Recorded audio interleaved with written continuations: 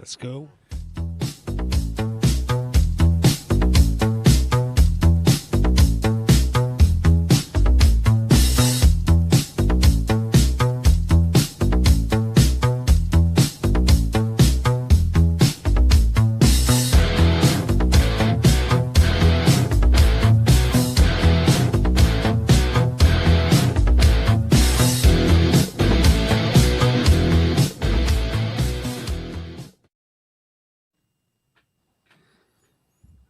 Whoa.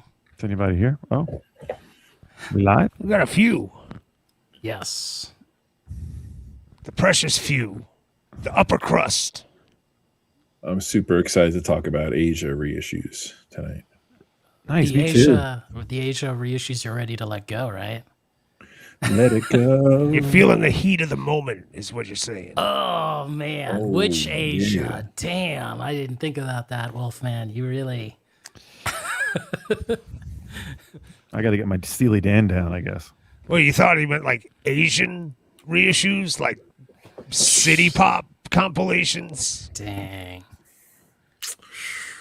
I don't know. Can you imagine selling audiophile Streisand records and trying to like shill that? Like that would be clown show. You know what I'm saying? On shoes. Was she on Columbia? Yes, for a long time. Automatic audiophile record. Wow. I mean, she was releasing. I can't remember. I don't think those were half speed. They were like master sound, I believe. That's what I remember. Wolfman, what if we did a little, what's that movie? Lentil, maybe. A little Twitch lentil viewing? Yentl with a Yentl. Y. Yeah, what did you Sorry, call it? Lentil. Lentil. Lentil. A young vegan boy.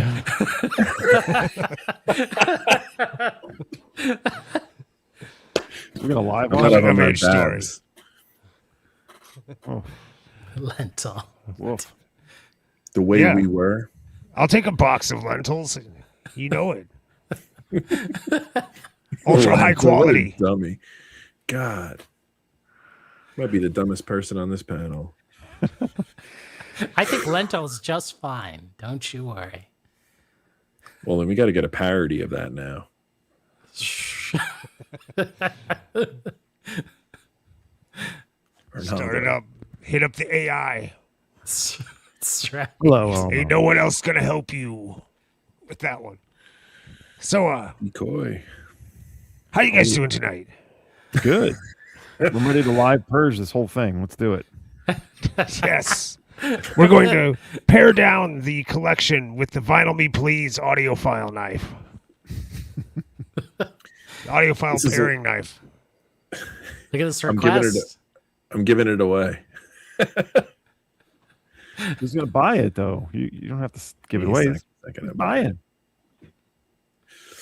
We tricked everybody. Actually, one of us will be purged from the show permanently tonight, and it looks like I'm in the lead. Jeez. Man, I got some catching up to do. Grudge match. Just, you know, if the Knicks Please. lose, you promised to watch Skinny Puppy, right? You promised. Yeah.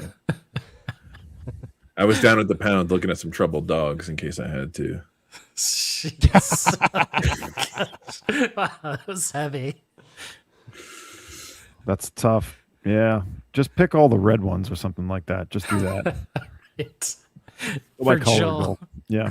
for good-looking Joel, if it has the word pink in it, right? That's one way, right? The better-looking Joel, that other Joel Static ATX, he'd be waiting, right? He's waiting. I think that's where he's at. He's heading to your house. Ready to take that 1,000 off your chest. Ooh, look who it is! Wow, welcome. Welcome. I like this Tell me learning. records or teeth. Who would be your teacher? Jeez. So, Well, this is very interesting. No, we didn't skip your comment. Welcome, Stevie. So this is actually Joel's topic, right? Nice. That's the move. I love it. That's the move. And he's not here. Yikes. Man. So if we want, should we have the better looking Joel better looking Joel, would you like to come up? Yes or no? Let us know in the chat. I think that's a good idea. Yeah, a little Joel upgrade in his absence. That's I like right. it. You know. So we were gonna have Yentl Joel. Now we're gonna get Lentil Joel. Nice. I would say that would make the blooper reel, but our whole show is a blooper. So Okay, 2 minutes. Not bloopers. I'm a cheap. So let me see here. That's an interesting idea about if you can walk in and buy it for 20. I kind of think a little differently on that, but we should talk about that, Joel. Shame. Wow. I guess there's a distinction. Are you selling to make money for something, or are you selling to make room? Ooh. Or are you trying to do both? Important distinction. Yeah, I Well, think sure. When both are in short supply, it's time to expunge. I mean, they a lot of times they will go hand in hand, sure. But there's those times where you're trying to buy something a little special, and the way to do that is not to sell your $20 records. You know, sometimes you got to go big. Yeah. Let's see here. Better looking Joel, I don't have your number, but I do have you on Instagram. I got him. I got it. You got it? Yeah. Okay. 1 second, Joel. All right. Should I fill this space with an ad? Yes, you should. Yes. All right. Absolutely. Okay. This is a paid advertisement. Let's make and you a big. public service Sponsor- announcement. Sponsored by Lentils. Breaking. Monetized stream. All right. This is on topic for once in my life. If you disagree with the topic tonight and say, I'm not trying to pare down my record collection, I'm trying to build it up with the best of the best, well, then you're in luck, Like, dear viewer. Do you need lentil or yentil? Sorry. I don't have Yentl, but I don't have any Barbra Streisand records. But hey, I'm sure it could be arranged if, for the proper finder's fee, if that's what you're after. But no, this Sunday, there will be my first ever vinyl auction happening on YouTube. It's going to be happening right after Jason's morning DJ show and Daytime sale. daytime sale. Yes, sir. It's going to be on Jason's channel even. He has graciously allowed me to do a full takeover. Moderating, or are you keeping track, Jason, or both? Well, yeah, I think we'll both be moderators. Is this an We'll switch it up. auction or set sale? It's an auction. Oh, fun. Which is, and I mean, I've got a whole bunch of records already pulled. I'm continuing to go through more. Look at this. I can do a little shilling today, too, actually.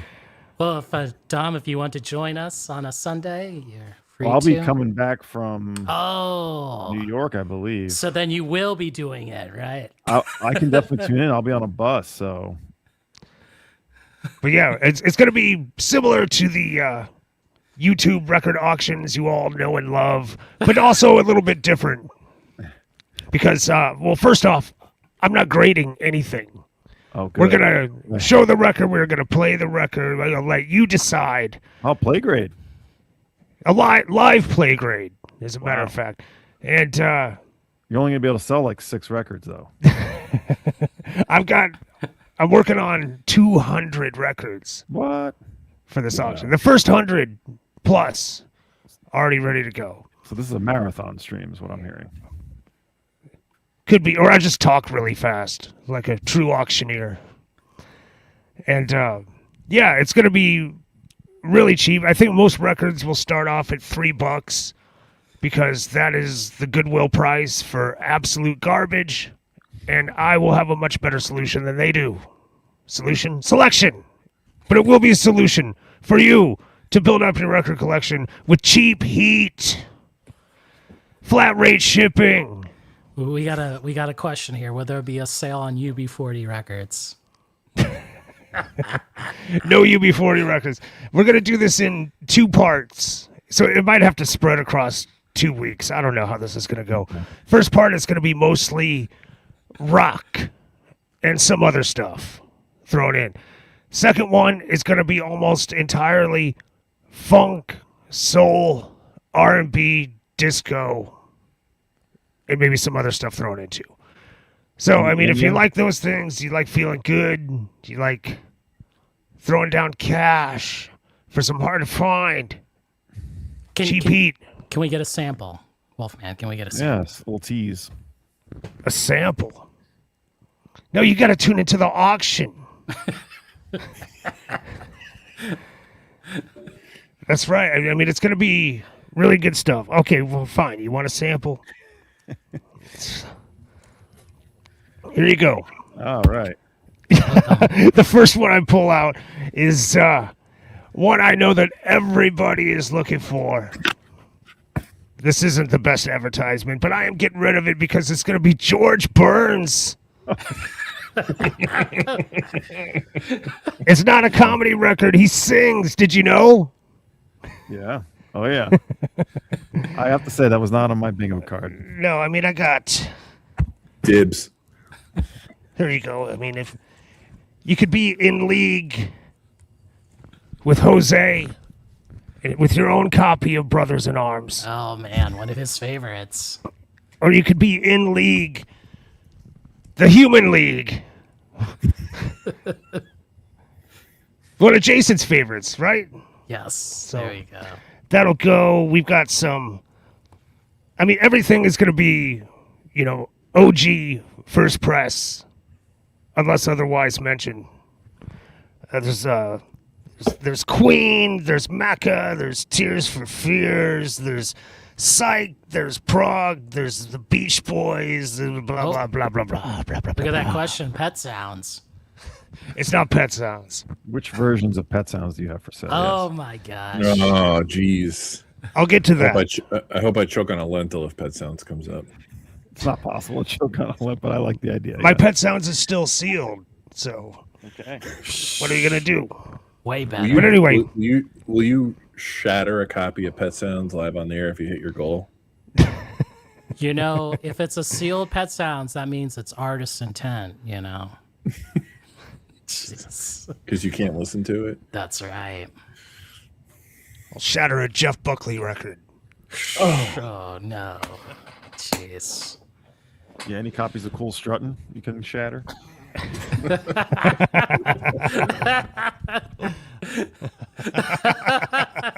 I had a feeling. I had a good feeling. Oh man. But anyway, yeah, record auction is. I mean, hopefully, honestly, all jokes aside, I really, want some people to pick up some good deals on this, on some good music that they might have overlooked. So nothing's going to be too crazy outrageous. I'm not starting any records at $60 like you might see on other channels. We're going to do this for the working man. Jeez. Thank you, Bruce Springsteen. I'm doing It's it going to all be a along. boss auction. I'll tell you that. So we'll be promoting it. There'll be a thumbnail, of course, and we'll set that up with the Wolfman. We'll be doing this until you sell all. Do you want to sell all 200? Is that what you want Well, to I do? mean, we'll see how it goes. I'm going to do as many as I can. Okay. I don't know if I'm going to be playing full songs, but just doing needle drops. We'll see. We're playing it by ear. I've never done this before. Yeah, so I'll wear a tracksuit and I'll get ready. Oh, God. You really? Okay. Yes, do it. And be there or be square. All right. Or be somewhere else. That's right. So we'll have more details soon. In other news, we want to help. Got breaking news here. We got the better looking Joel. So welcome, Joel. Thanks. Howdy. It's Hey, the Joel. You also upgrade. selling all of your records on a stream? No, I do want to cut down by about 1,000. Whoa. Yeah. Well, You want hold up. something A 1,000 out of how many? Yes. 6? 6,000. That's about 15 Sounds like a fifth. or 15% or so. 17 and a half. Yeah, I'm overflowing everywhere. There's lots of stuff. I just And you also have a lot of records. Yeah. So, And where are you gonna, so the question is, where are you going to trim? Is it a little bit of this, a little bit of that? Any well, I think sections? I've already kind of gone through and done duplicates. Ah, Mm. So I don't have a lot of duplicates to cut. So then it's just things like my comment earlier. I have some Springsteen records that I got from my aunt I never got rid of. I have like childhood memories of those. But you can walk into a store and buy a Springsteen record. That's what So- you think. Just kidding. Or at least in Minneapolis. I mean, I can go to any I- store and find a Springsteen record. So it's cutting those out. I think there's just thinking about full bands or maybe everything but an album or two. so you got a lot of listening to do. That's the question. Or I don't think are I'll you want to I listen? think I'll just grab. You're just going to take? Just go with the gut feeling. Yeah. What are some bands that you feel like you could just dump the whole discography? The Rolling Stones. Wow. Whoa. That may be a little controversial, but No, it's No, not. no, it's not. I think that's been happening. I've seen that a lot. I haven't thought about that. Yeah. and then I don't know. I keep thinking of like any of the garage rock that I don't listen to anymore. That's stuff I want to keep too because it's a big part of just The taste of thing things is, I like growing up. you'll regret some of it maybe, but it's not the end of the world. You Yeah. move on, turn that into something else. Or You know, I space. used to joke that a healthy collection is about 1,000 records. Healthy. You're still going to And be sitting on 5,000 records. So, I mean, I don't think there'll be a whole lot of regret. It's I just think stuff so, that yeah. you forgot you even had at this point, right? record store day titles, Yeah. play them once and then they sit there. Guilty. So I don't think 1,000 will be the terrible. I mean, maybe 500 won't be hard. Maybe that next 500 will be more challenging. What about box sets? Yeah, box sets included. I kind of moved away from buying.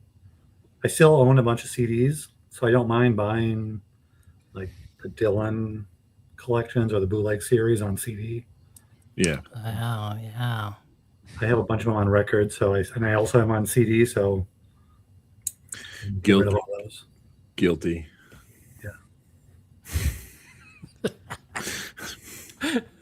So guilty. Childhood records, like I have a bunch of Muppet records and my first Kiss records when I had like the Gene Simmons solo record when I was 6 for my 6th birthday. So again, it just sits in a box. I don't need them. Yeah, that seems like you could purge pretty easily then. Yeah. There's a bunch of stuff that you just is sitting there that's just chum. Chum, yep. Yeah. Lots of it. Yeah. Do you I have feel like a lot of? Sorry, go ahead, Tom. No, you go ahead. I was just going to quickly ask if you have like a lot of heavy hitters that you're going to get rid of. Like, do you have valuable? Do you have stuff that's wanted that is unwanted by you?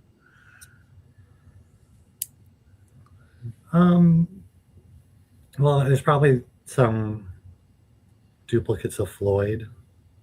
I think like Dark Side, I probably have too many copies of that. Wait, how many? 10 or 11. Okay. Oh, One. damn. And half my battle is I like to try out other pressings, right? Sure. And I was spoiled for 10, 12 years. There was a record store in town called Mill City Sound or Mill City Music. And the owner retired at 60. I think he had like $32 million. So he just bought collections. And then his pricing model was to basically everything was median. So he bought this amazing California collection that had every Can record, every Faust, and at median prices. So he would do Friday night videos, and we would drop a few $100s every Saturday morning. So with that though came a lot of different pressings from different countries. He bought a collection there was a guy who worked at First Avenue. He was a bartender for 30 years. And when COVID happened, he bought his collection. So Oh, basically, wow. every band that came through, he bought a record from the merch table and had that. Wow. And again, the prices were like never had prices like that. Very Wow. nice. So it's like too hard to refuse that 10th copy of Dark Side at the price you found it. Well, the other side of it is just not getting rid of the things. That's true too. And so I could get rid of a Wally US Press because I never listen to it. I have a first Blue Triangle Dark Side that I got during COVID for like $250. So I don't need Wow. those other ones. Yeah. Or you sell that one. Well, hang on to that one. So wait, what is your store of choice? Would you say? Around Yeah, around here. Minneapolis. Yeah, I'm here too. So Well, you are. yeah, Bailey St. Paul. Brothers. Barely Brothers. I love Mike at Bailey Brothers. I like Roadrunner. That's one of my favorites. John and I was. don't get along very well, so that's Oh, why. that guy. I like the Mill City when Rob owned it. I just got so spoiled there. And Electric Fetus was hit or miss. If you're a regular, you can find stuff, but it gets picked through quickly. Yeah. Is that where you think you would take what remains of what you're trying to cull from the collection? No, I would sell it online, and I also do record shows. So Oh, you do the record shows. Okay. yeah, I sell it to the Minneapolis Cider. Like the hook and ladder shows? Not the Hook and Ladder, but the Minneapolis Cider with Tim Schlow. So you're not just going to dump these I have at not one been to of the that one. store. I'm not going to dump them at a store. No, I mean, like what's left over is. You're not in a kinda rush what I to was sell getting these at. for any reason. You're just saying I need to get rid of this amount at some point. yeah, I'd like to pull them and put them in Get 'em boxes. out of the, yeah. Yeah. Mm-hmm. And then I bought a collection 7 or 8 years ago, and still maybe about 100 or 200 left of that I haven't sold. Okay. Yeah. See, that sounds like you should be able to make pretty quick time of pulling together a bunch of stuff. Like you kind of already know where your $1,000's going to come from. I'm sort of at the point I never collected duplicates. I never collected multiple pressings for the most part. I know everything I have here I like. I've definitely gotten rid of the fat. Now I'm like, okay, now it's hard decision time of like sitting down and deciding, do I really want to sell this? Do I really need this? How much do I like this? And that gets tricky. But at the end of the day, it's just once it's out the house, you're like, whatever, I'm moving on. Well, I mean, let's be real honest. I mean, anything with an acoustic guitar could probably go.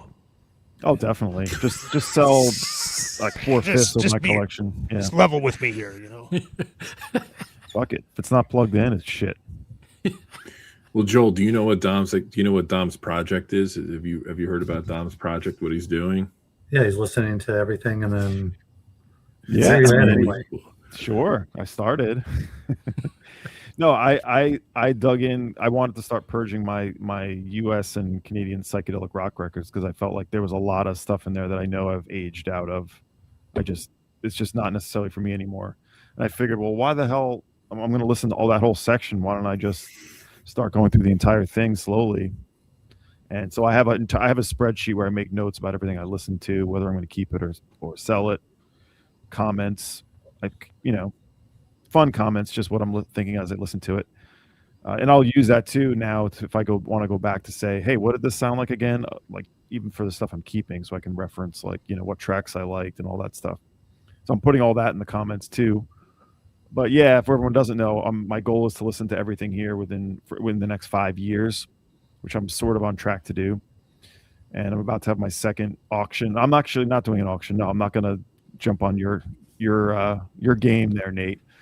I'm just doing my video, very, very economical, very sort of workmanlike, quick video with a Google Share spreadsheet with prices and everything. But that's worked out well, and I'll probably do a couple, maybe another Instagram sale where I put some bigger pieces up on there, because I'm mostly sort of trying to fund some things and pay back some things. So my space, I could probably lose 500. That would help me, but I'm not looking to do that yet. I just found I found a cubicle on this, not a cubicle, a nice wooden 200 sort of double square on the street.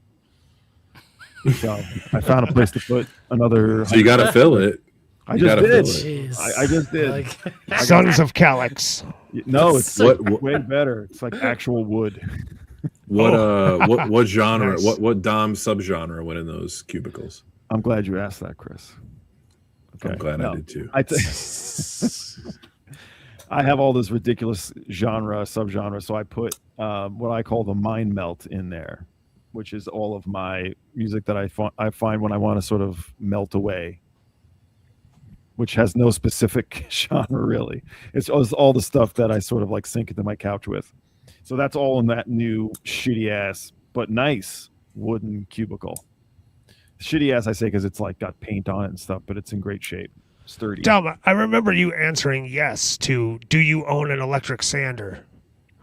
Did I answer yes to that? I Didn't you? I'm assuming that you did. maybe I do.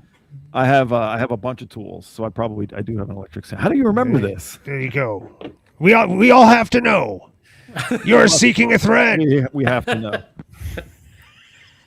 Does So- anyone else put out a bunch? Chris, Jason, Well, wait, what was the question, Joel? I'm sorry. have you culled a lot of your collection at any point? Okay, You said so you did a like, long time ago. You sold a bunch, right?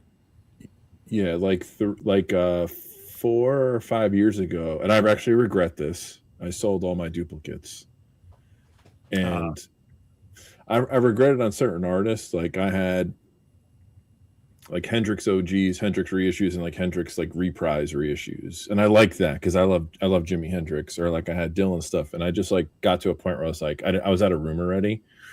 I set my room up differently now, so I have more room, but I like pulled a lot of dupes, and that went pretty well. But some of them I'm like, damn, I should have kind of kept that for certain artists. So, but now, about like 6 months ago, I put together like 2 boxes, and I've listed like 6 of them. I've just been lazy. It's a pain in the ass to like list on eBay, and for me. So I started this routine a couple of days ago where like every 2 hours at work, I'll take 5 minutes and list one. So that's how I've gotten to 6 now. So hopefully we start to move them. But I don't think I have stuff that I can go to a record show with. I'm very, very like modern pressing heavy. I don't have like a lot of bangers. People Like the like bangers that. I have. Yeah, Discogs is probably the right place for that. I Yeah, think, Discogs and eBay. I think the people who sell to often do the best have like common titles, right? And then the price is right. Like, Yeah. I bring stuff that's too expensive and it sits there, and it's easier to sell it online than take that stuff to a record show. I think I've Yeah, just gotten and- used to it, Grass. Like, yeah, I felt like that too, but I think you just look at it like I'm going to find something better, or it's going to get, it's going to be enough so I can go to a record show with it, or hopefully travel somewhere to build a budget to go. So you start looking at it like, yes, it sucks to lose this, but I'm gaining this. Sort of 2 steps or 1 step down, 2 steps up, right? Something like that. I kind of scorned a little bit too, because when I was younger, I guess like for a good like 15, 16 years, I bought CDs. I worked at a music store and got a discount. I had so many CDs in my room growing up that like I had a stack of CDs, and my alarm clock was on the stack of CDs because I ran out of room. And then like right after college, I sold them all in bulk. And I like 3 months later, I got like sick to my stomach about it. So that's like, I'm kind of scarred from that a little bit. It's hard for me to let stuff go. But And it's also, good like- practice, though, with the CDs, I think. It builds you up for the vinyl, because I know the vinyl is more near and dear to your heart. Yes, there was a time when CDs, are what you lived and breathed. But you reached down deep inside of you and found what it took to let it go. I did, but I needed a lot of therapy after it. You know. Yeah, was- but I mean, looking back on it now, I mean, do you feel as strongly about it? Well, when I see what like Dick's Picks Volume 4 goes for, and I could have sold it now instead of then, I kind of feel strongly I about see. it. I had a lot of good shit. You know. How did you sell those CDs? How did you liquidate? So- Did you liquidate them into a store or something, or did someone buy them? A little bit of both, like heavier stuff. I had friends and like our acquaintances that bought, like my friends I hooked up if they wanted them. I basically ripped everything to hard drives, and then did some at stores, like the stuff I knew I couldn't move for value. So this is kind of sick. I sold them to a store, got store credit, and then bought gift cards to go buy more digital music. Right. So I like reinvested and I was like, oh, I don't have these 19 Rolling Stones albums like Joel brought up. And I was just like, click, like, okay, those are now all my digital library. And then at that time, right. So the sick part was after I sold my first CD collection, I quickly amassed a record collection of like 400, 500. And then like a year and a half after that, sold that like an idiot. And that had like some primo, like boomer rock in it. And like some like common but like nice jazz titles in it. So that was What'd my you first do with that collection. money? Like probably paid bills. like you know Question for you: did you back up your hard drive? I have three hard drives of the same. When hard drives are super expensive. Right. Yeah. 15 And years ago. 20 One, years ago. I take it is plugged in to your computer right now. No. Okay. All No, right. they're sitting in my accessories. I was gonna drawer. say, as you add to it, how often do you match the other two to your newest one? But I haven't ripped a disc in I don't know how long. I mean, I have like all these files on my computer that need to get ripped. It's like That that drove got me replaced crazy. with like Yeah, sleeving records and shit like that. Like that just took precedent. That was just like, now this is on a file, So now actually I'm into. I'll get like what I'll do is I'll eventually pull these off on a thumb drive and throw the thumb drive in a drawer and label it, right, and put some of that stuff on my phone or like whatever, burn a CD of whatever I want. So it's a full-time job. This stuff, you know how it goes. the minute I stopped is. messing around with digital files and file management, I was like, "Oh, I just like the greatest weight off my shoulders." That shit was so frustrating. Trying to manage when I was doing that, when I cared.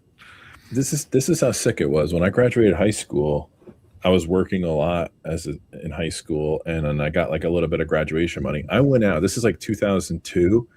I went out and bought a Dell laptop with dual CD burners. Yeah. So I could. That was my number one priority. Not like getting Microsoft Word so I could like write a term paper. And I was like, I need dual CD burners. And then when you went to college and they had high speed internet, it was like file sharing. How long that Dell last you? It lasted me a long time. Did it? Okay. Yeah, Those CD drives stuck it out.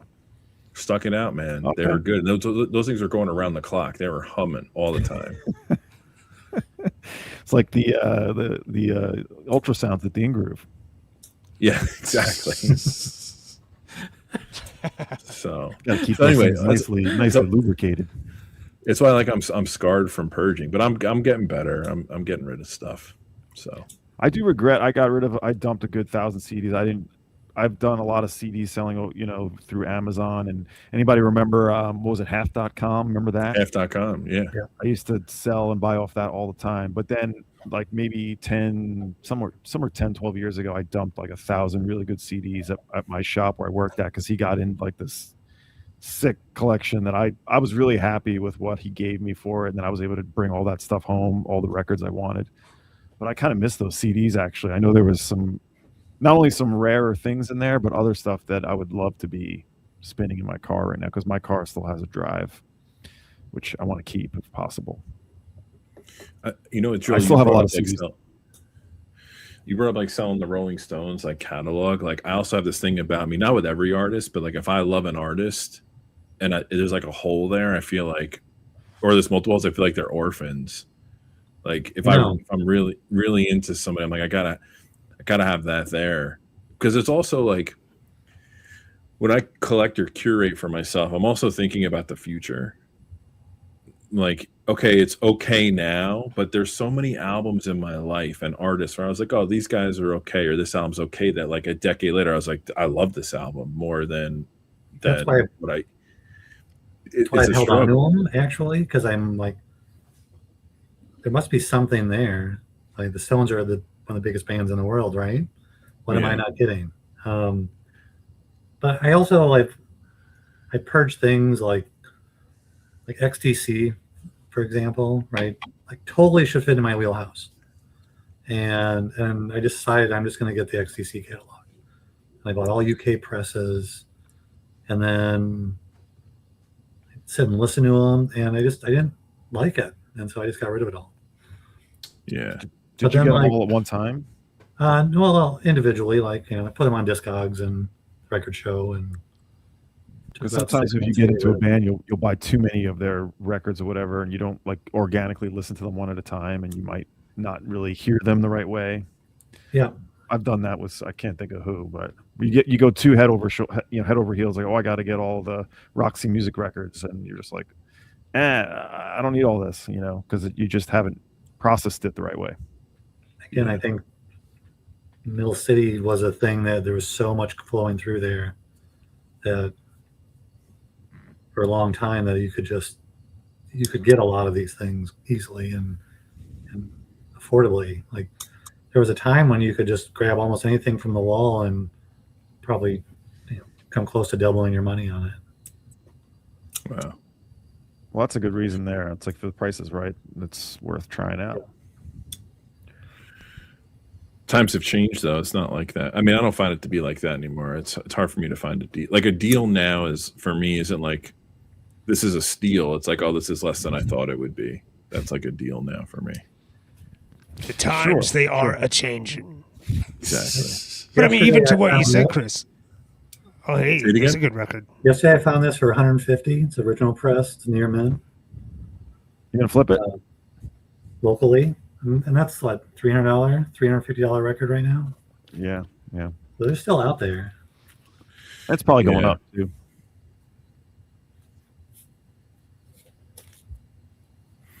But that's where that's one of my weak spots in this, where like if I go to a store, I go to a record fair, show, whatever, I don't speculate enough on what I know I'm not going to listen to, but I know has value, to kind of subsidize. I'm terrible at that. Like I have some of the base knowledge, but I'm just like, I'm looking for myself right now. I can't be bothered. And that's something I got to get better at.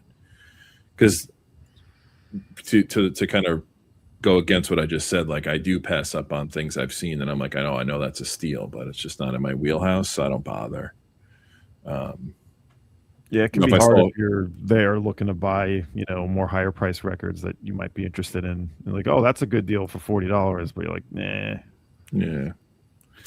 And then it's like, all right, so it's a good deal for 40. I sell it for 80. I got to eat shipping and then eat the fees. So what am I really making? I have to do so much volume for me to make that worth my while. Now on 150 to 300, that's a different story. But when it's like 40 to 75, it starts to cut into it quite a bit. So you stash that, you do that for like, a couple of years. Next thing you know, you're selling at WFMU, Chris.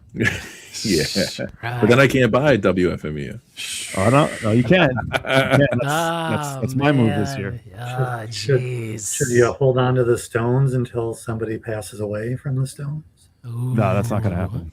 But see, I think getting rid of the Stones isn't a bad move. Because based upon one of your original comments, like if I can see it for $20, I'm going to get it. I think that stuff in 5 years, maybe less, it's just gonna be in abundance. Like if I go to stores now, like the Beatles section is ridiculous, and there's good pressings in there, like clean, and it's just like 3 bins worth. Even in the smallest store, it's like you're starting to see like that classic rock era.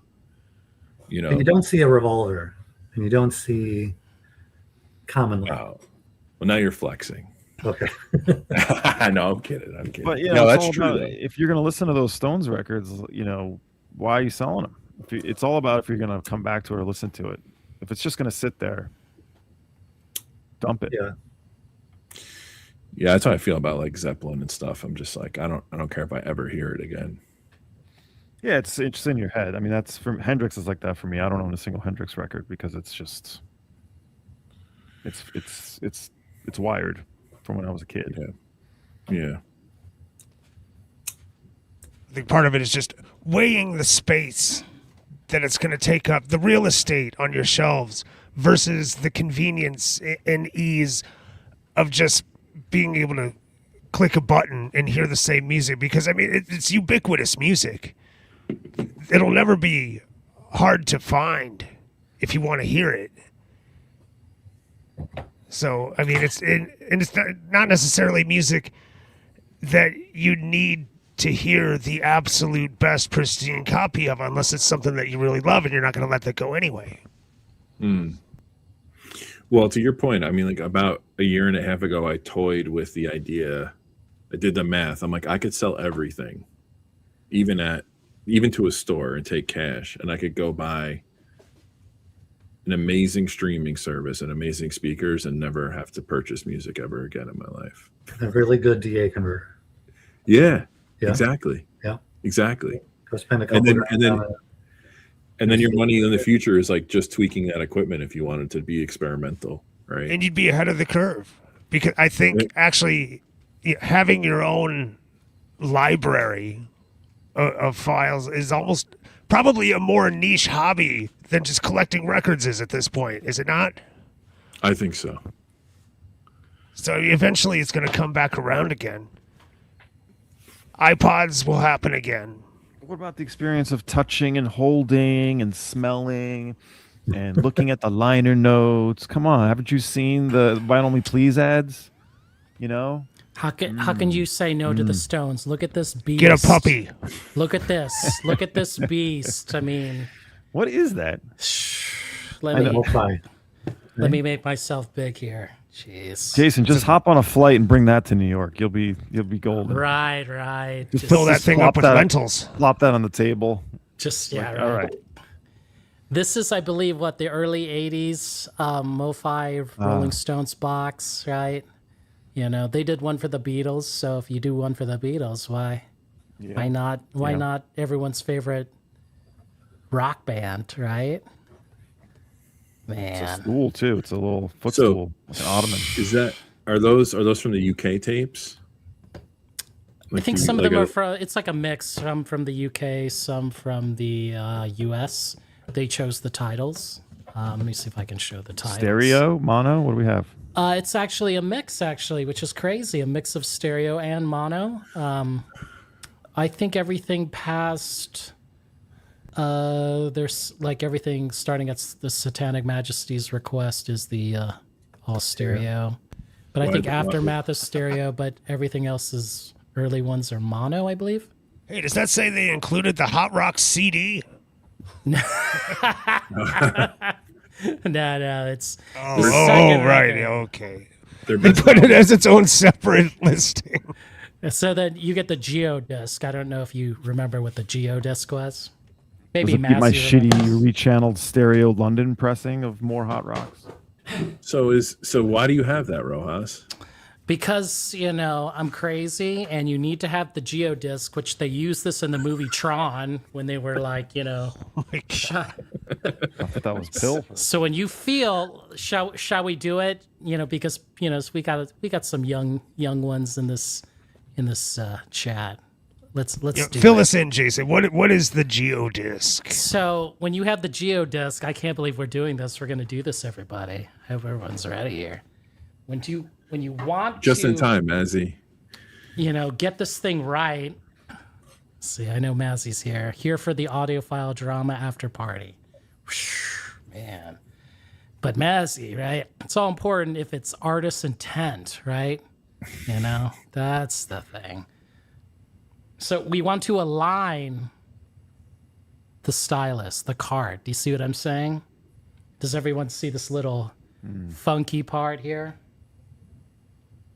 So we would align it. Does everyone see this? Mm-hmm. To the template, right? And I know you can't see it unless I move it here. Let me see if I can pull it forward here. There we go. Do you see this like upside down cross, sort of like the inside of the Black Sabbath first record here? Yeah. We want to hit that bullseye. That's the thing. We want Target this- C. That's right. This will tell us that our cart stylus are aligned, right?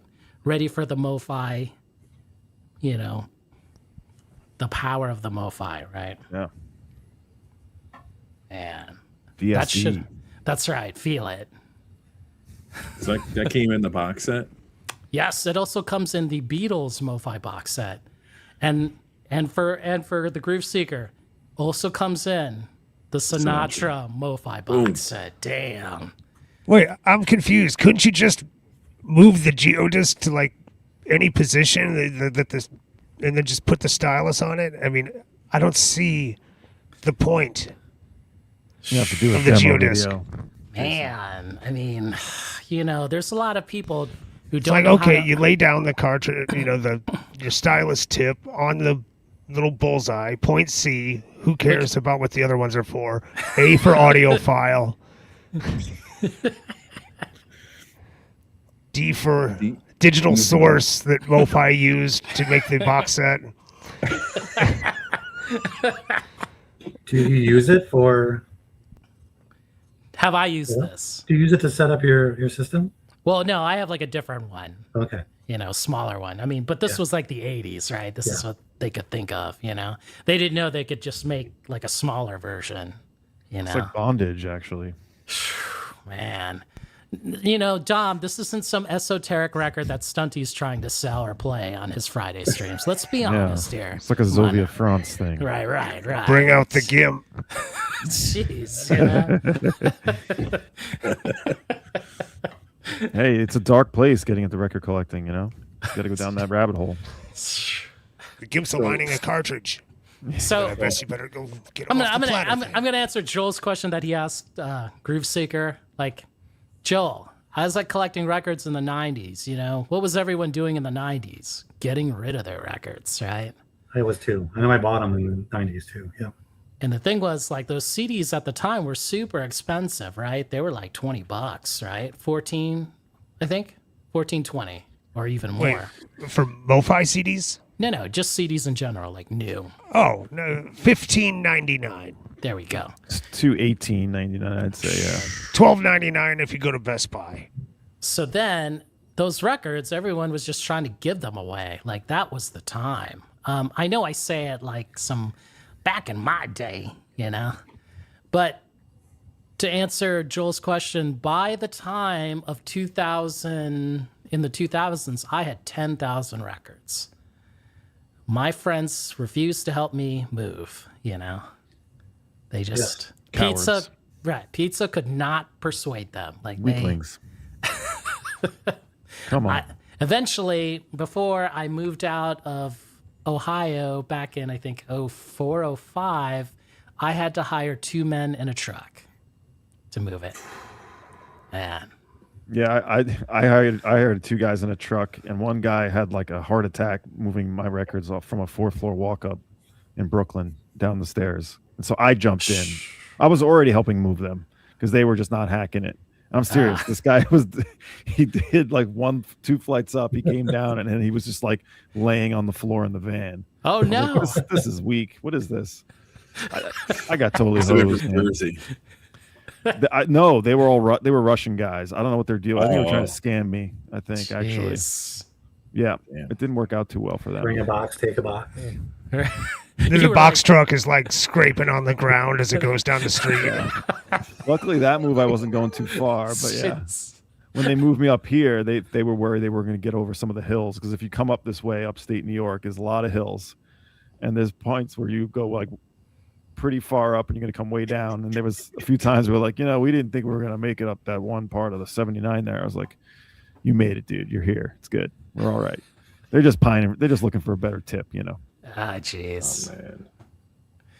So, Joel, eventually, what do you do with 10,000 records in the year of, 2005? So, I had moved from Ohio. I'm gonna be real honest here. Moved to Washington State, but it didn't work out.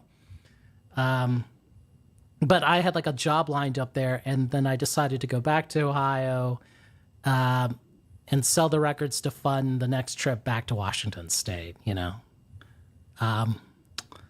But You went back and forth to Washington twice, you say? well, I was going to go there the second time after I sold the records. Like my friend, now we'll go a little bit deeper here.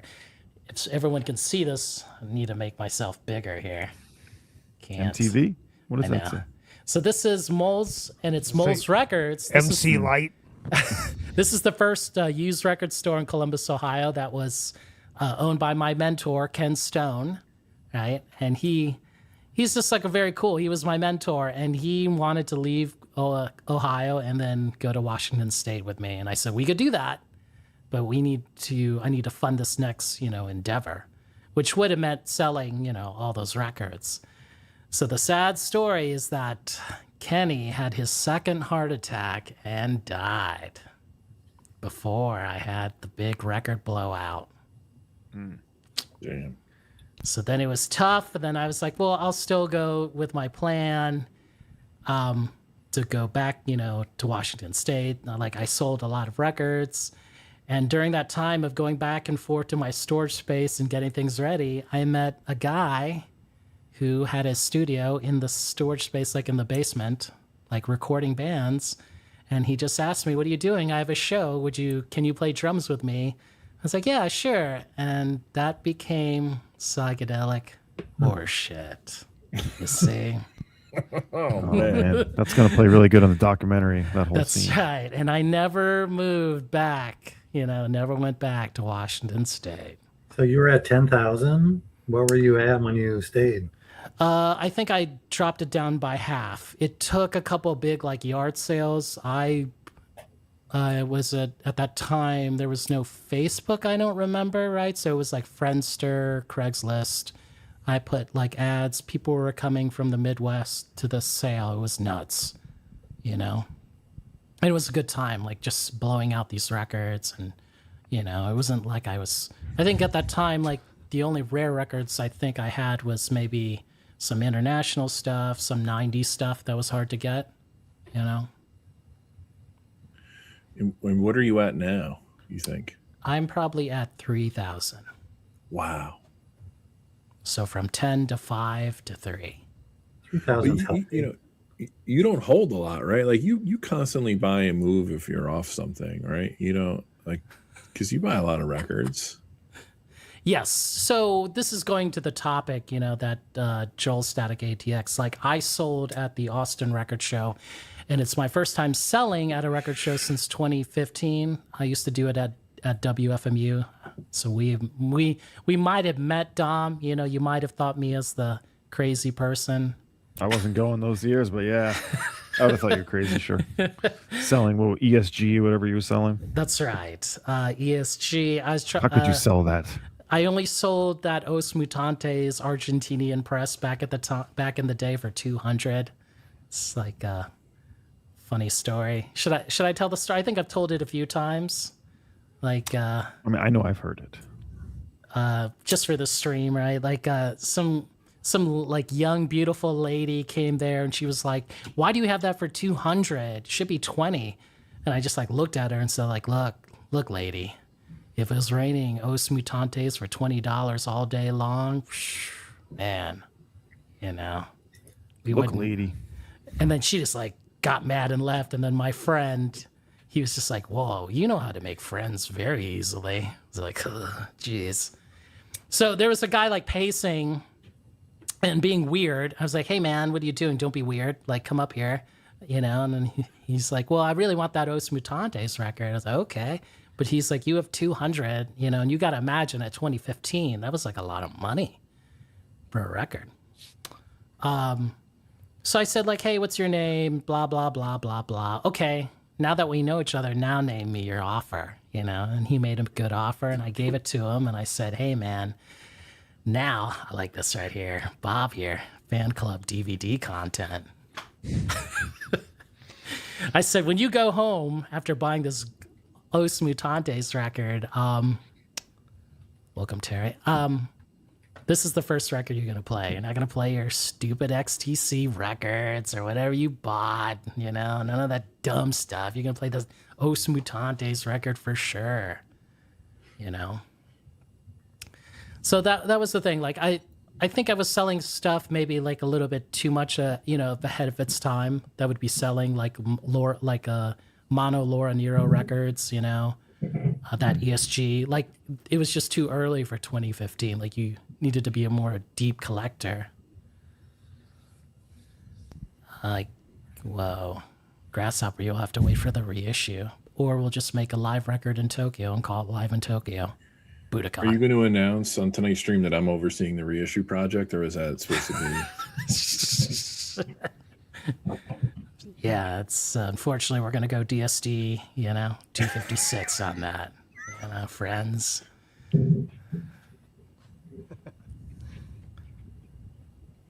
So I hopefully that answered, you know, it was long-winded, Joel, but like, but to go to Groove Seeker, like I sold at this Austin record show, and it was all about just like my friends talked me into it, but it was a good thing, you know.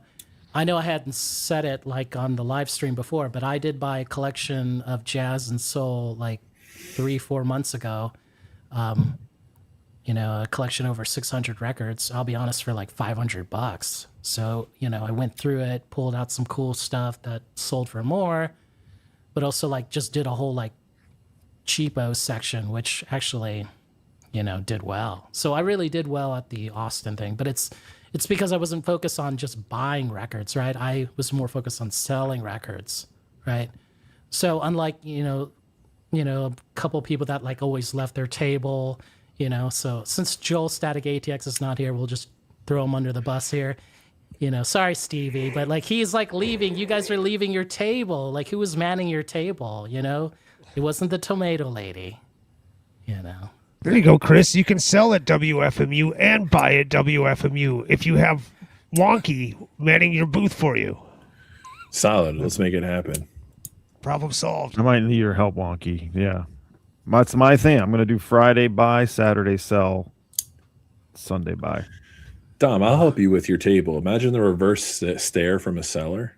Oh, I've already accounted for that in my projections. Having you there.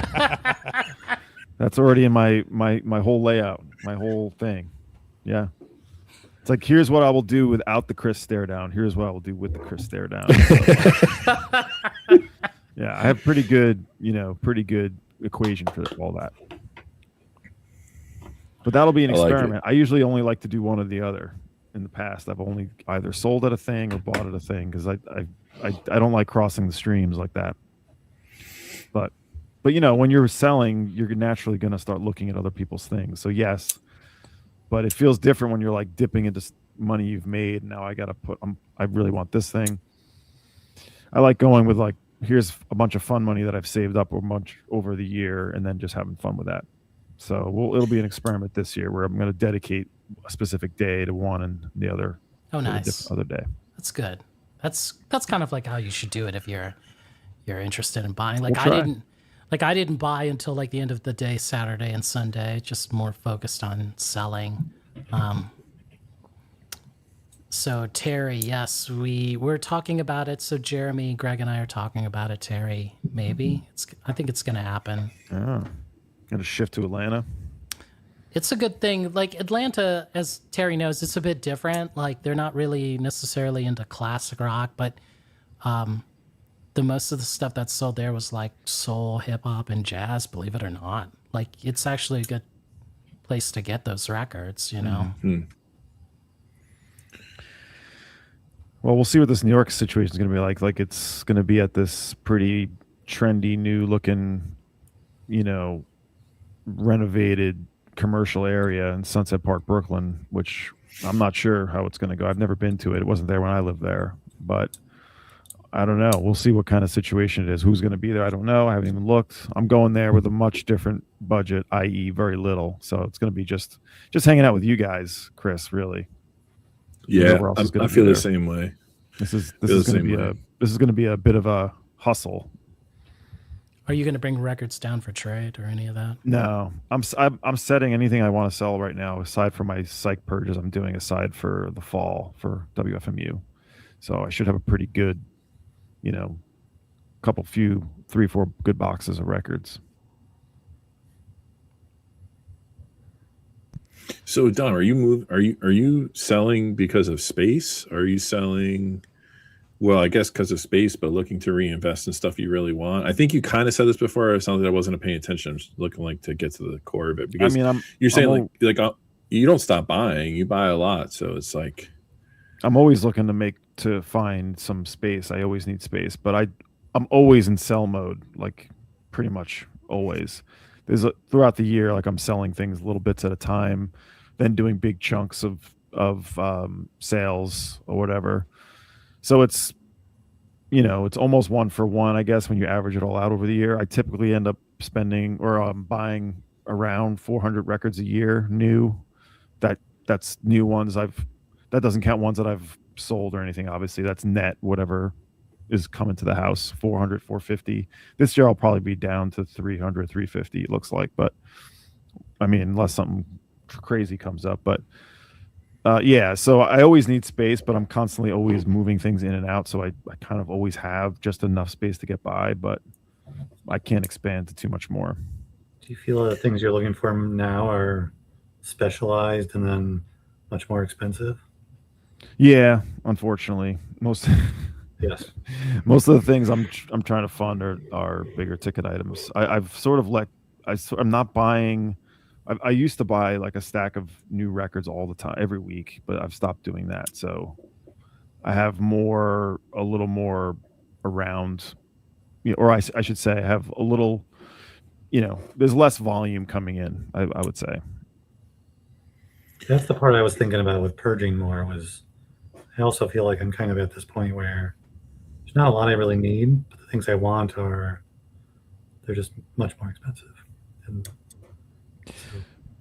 get rid of more, invest in the good things.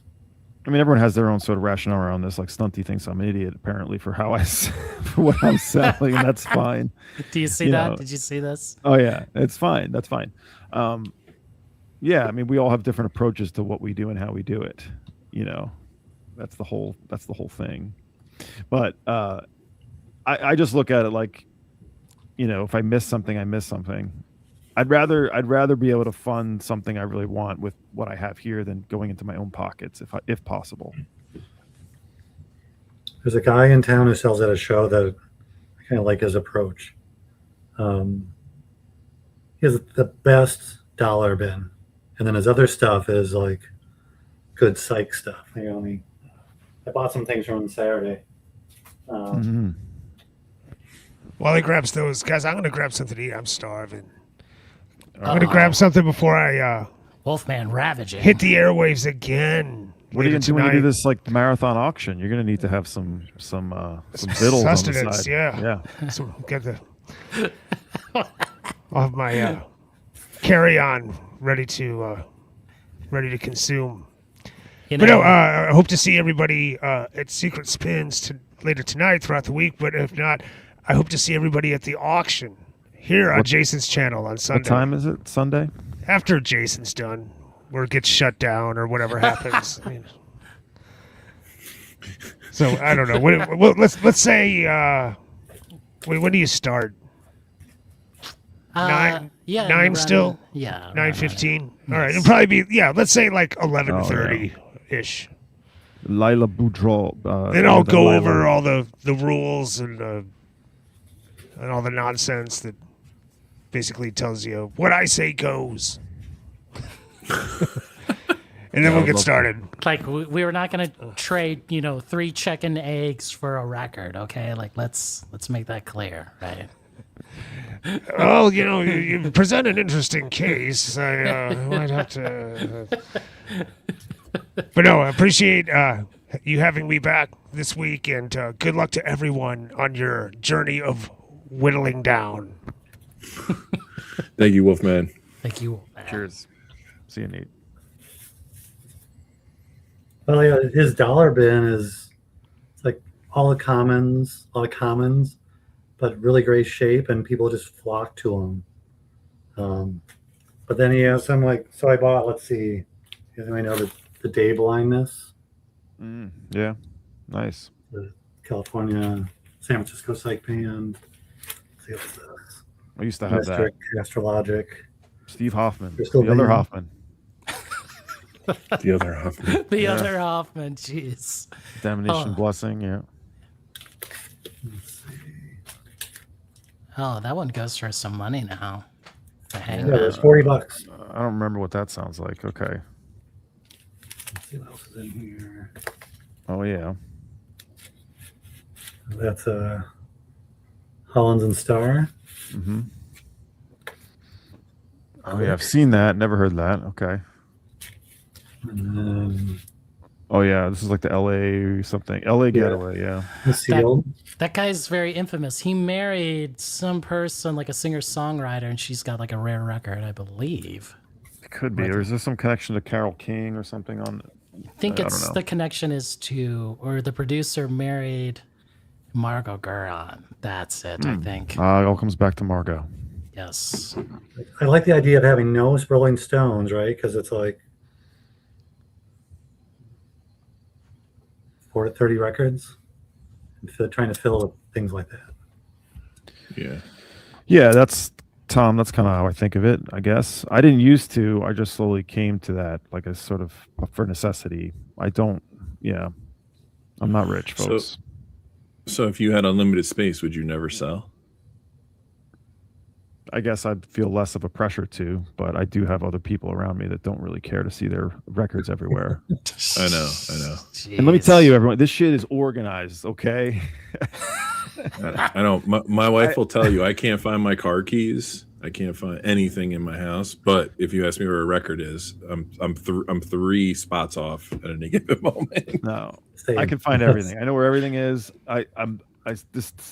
Everything's put away. There's nothing on the floor except for like 6 piles, maybe, but mostly there's nothing 6 on the floor. No, 6 mostly piles of 25. No. I can't mess around here. I have to be buttoned up with this stuff, because the minute it's on the floor, the minute it's like, it gets kicked under the couch, So Yeah. Yeah, it's a big black shirt. I got a Oh, Kiss nice. shirt on.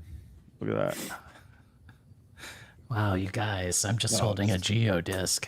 record archive. Bondage nothing. flyer, bondage I love- frisbee. I love Big Black. Probably my rarest record I have is the Big Black record. I think we talked about it maybe before. Oh, which one is it? I have the steel box one. Oh yeah. Okay. Nice. There's that shellac one that's very rare that they only made like 200 of or something. He basically just gave it to friends or sort of coworker, like anyone associated with the band. Yeah, well, friends, right? They have names on them, and they circle the name. Yes. Whoever got it. So if they ever That's right. sold it, they know Yeah, who yeah, it yeah. was. Yeah. Oh, that's cool.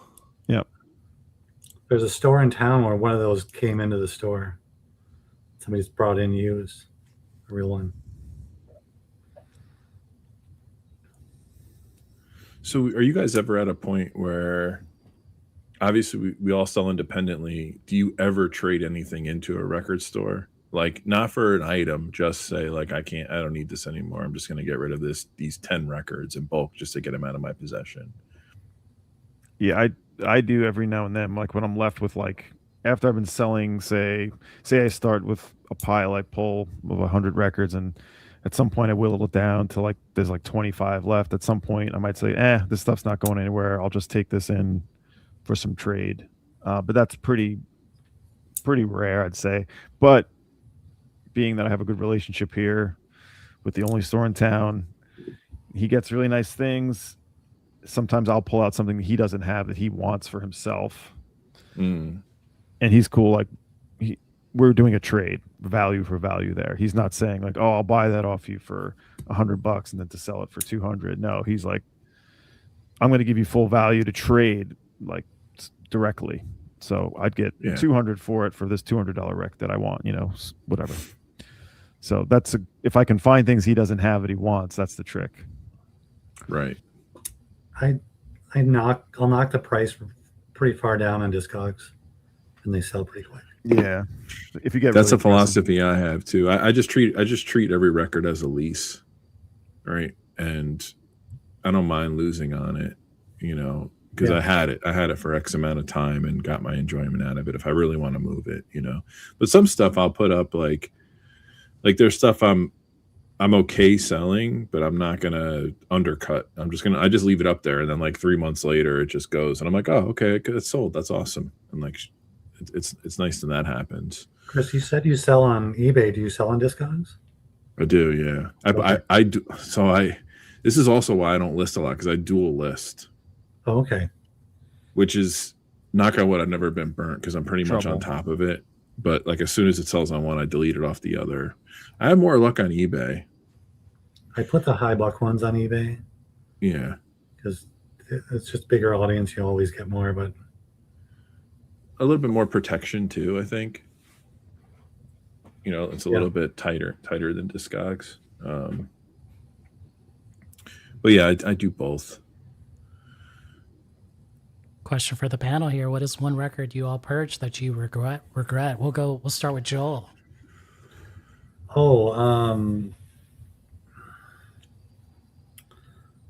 There was a time where I went from like 1,000 down to about 300 records. Whoa. And it was at the point when I would buy a CD and a record. I always did that. And I kind of just didn't need both. And so I chose the record purging versus the CD purging. So it's maybe not a record, but it was a bunch of them. I sold all of my Stereo Lab. So I had every single 45 that they did. And I had one that they had a Woe and Flutter handmade cover that had like an alien coming down. I met the band. They signed all the back. And the main guy, he wrote, "This is the shit." And I sold that.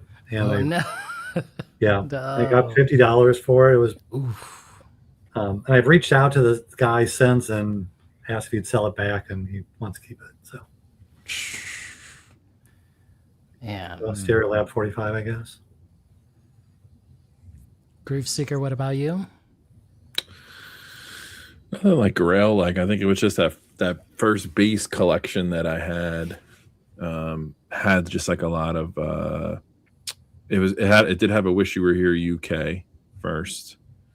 It had like a lot of like US classic rock first stuff that was really clean that I would never listen to, that probably has value now. So I kind of regret like dumping all of that. But the thing is, like, I've never really sold anything by mistake that I misspeculated on, and I've never really sold anything that means a lot to me. So I don't have too many regrets. Just that main collection, that first record collection I had.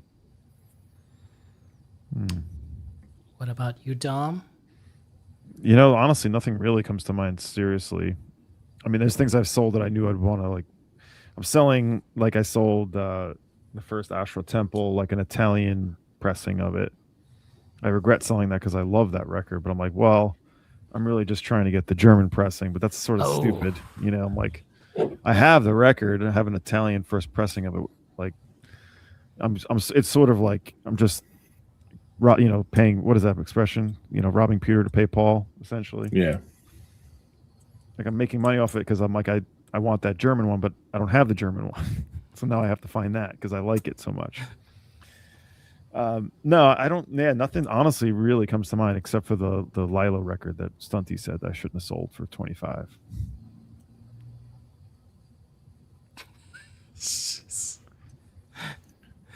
Man, do I have any regrets selling records? No, because records come and go. I knew you were going to say that, but give us a record that you sold that we would have regret selling. Okay, I'll name one. The one record that I sold was the Heath Brothers record. I think Dom knows what you're talking about. The Strata Heath? Yes. Okay. I usually, I'm going to be honest here, I put 300 on that sucker, right? So it's really going between what? 375 and 3, really. You sold that in Austin yes. last week? That was like one of the first records to go. Some guy came there, he saw it in the rare shit pile, and he was just like, he looked at me, 300, right? And I go, yep, 300. He looked at it clean as a whistle, and he was like, take my money. And then he left, and I was like, man. That's a good price, though. That's good.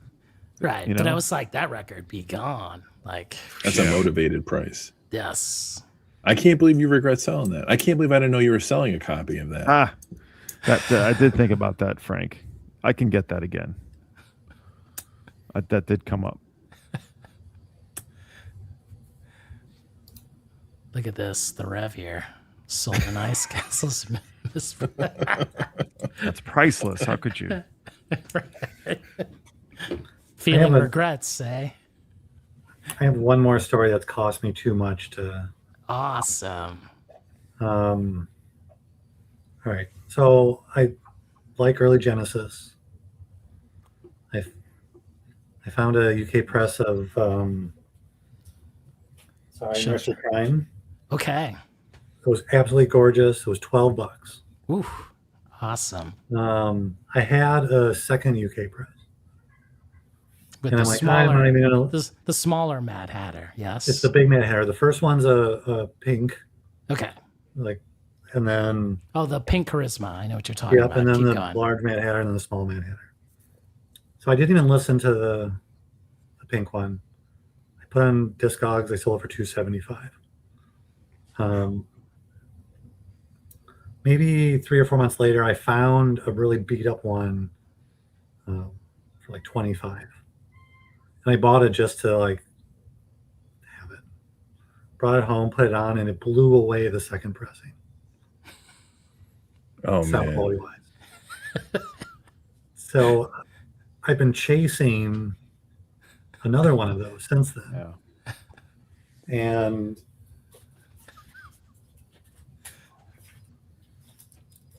one, two, Oh man. 3, Oof. 4. Jeez. And what I've come to realize is that This is your actually, there's 5 intervention, here. right? Sorry, there's 5 here. This is your nursery crime intervention right now, right? Yes, and they're all the pink charisma. There's ones I bought on like auction for a few $100s, Oof. and I can't return those. So I probably have spent over $1,000 trying to chase that perfect copy I had, and I realize is they probably never existed. They all have noise, and I think I just had this imagination that it was so clean that it had to be perfect, when in fact it's probably never was. Oh no. It's very dumb. Yeah. So Joel, that was truly a nursery crime. It was, yes, yeah, very childish, right? Dom, you didn't get my joke? Come on, man. I'm a little stunad, as my dad used to say. Jeez. Man, Joel, that's hardcore, you know? It is like, I mean, normally if I wasn't selling records, like the money would be problematic, right? But that collection I bought 7 years ago, I haven't really paid for records out of my own money since then. That's the dream. That's pretty good. Yeah. And so what I sell, and then so it's always like squishy money. So That's nice. dropping $300 on that is a lot, but then it's sitting there to also spend. So Should I go get that record and hurt Joel's feelings? Yes, hold up, let me go get it. Groove Seeker Dom, take over. All right. I'm in charge. Dom, take over. I'm going to delegate to Joel, I think, as the guest. He would love to take over. So Joel, you have 6,000 records approximately, right? Yeah. You're going to sell 1,000. Go back in time. I love this question. I think I've asked it to Dom before too. Would you have bought those 6,000 records if you went back in time? Not all of them. Yeah. I think it's overwhelming, right? Yeah. Also, I've like thinking about like my kids. What are they going to do with 6,000 records, right? Yeah. Yeah. And I kind of ruined it for my kids. Like, kind of dumb. I had this like no touch mentality for a long time. Mm-hmm. They don't want anything to do with them. Which was just I should have had let's play whatever you want, right? I didn't have a no touch mentality. My daughter has like her own crate and her own turntable and everything, but she never there was like a short stint where she was like, Dad, give me a record, spend a few days with it. Okay, give me any one you want. And like it was cool, but I was like, oh, you can come down here anytime and pick whatever you want. I don't care. She's like, all right. So I'm waiting for the day. Like she's like, you know what, Dad, it's time. Maybe it'll never happen. I don't pressure her on it, but yeah, my son, I used to take him to Mill City and I let him I give him $10 to raid the dollar bin, right? And he would grab and everything that what it looked like. He had a record player in his room. He was in like third grade. He came home one day and he goes, Dad, nobody at school knows what a record is. Yeah. And I'm like, yeah, you're probably the only kid too who has a record player. Yeah. And then maybe a year or so later, he just like stopped, wasn't a thing anymore. Now he won't even tell me what he listens to. I think it was like 2 years ago. My daughter was in 4th grade and they were doing like a library program or whatever. And they were going over like old technology and like the record player came up and the librarian's like, does anybody know what this is? And like my daughter was like the only one who knew everything about it. She came up, she's like, Dad, do you know like this is like a really old technology, all this stuff? I'm like, no, I know. She's like, yeah, well, we had an assembly or a program today. I was the only person who knew what the librarian was talking about. So I'm there. Jason, are you gonna All right, this is for Joel, right? This is the first from Genesis to Revelation, right? Best Genesis have a album. hole in the back? Yep. I mean, let's not lie here. Let's I got one of those too. Yeah. Okay, so Joel, this is the one, right? When you get the one, when it's the unboxed Decca here, this is it, everybody. This is the one, right?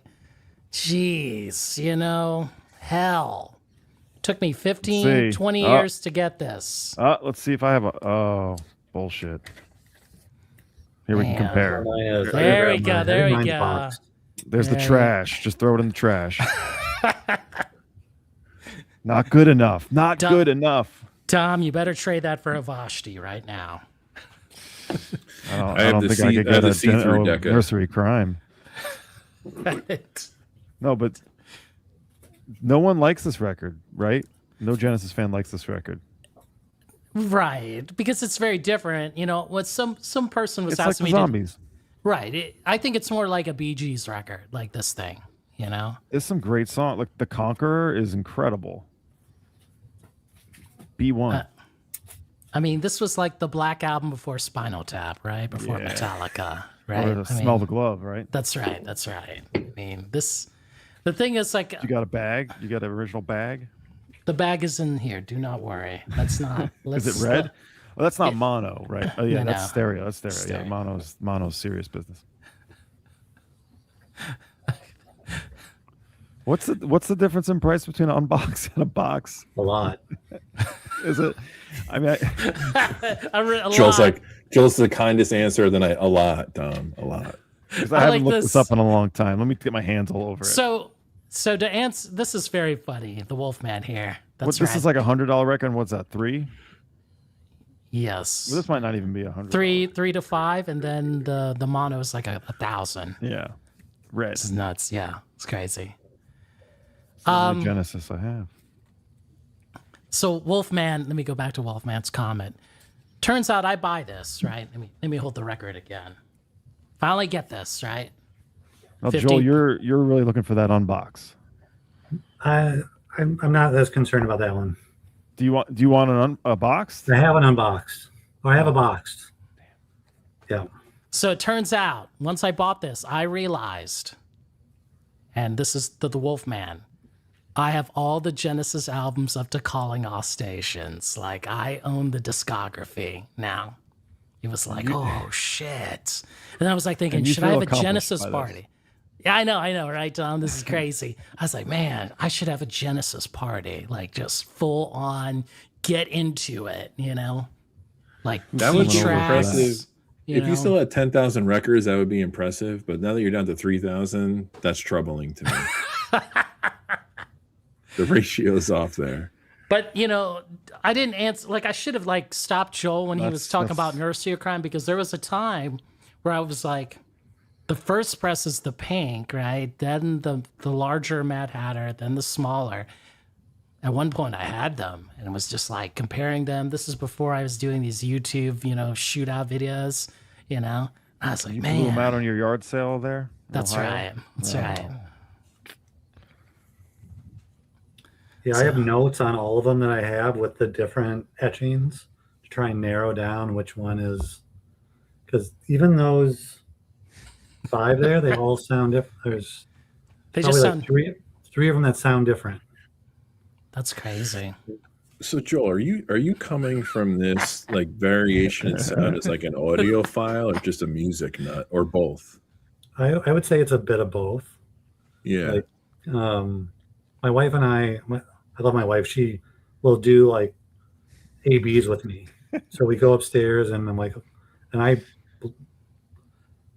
don't tell her which pressing is which, and we narrow things down. So, I think it's a lot of fun. Yeah. But those are the same thing. Like, you would think if you didn't know the difference, you wouldn't know the difference. Mm-hmm. But once you hear the two, there's clearly a. Was it just more instrumental differences, like, you know, sounds with the instruments, or just the overall, like the vocals were louder in this one, you know? More It is.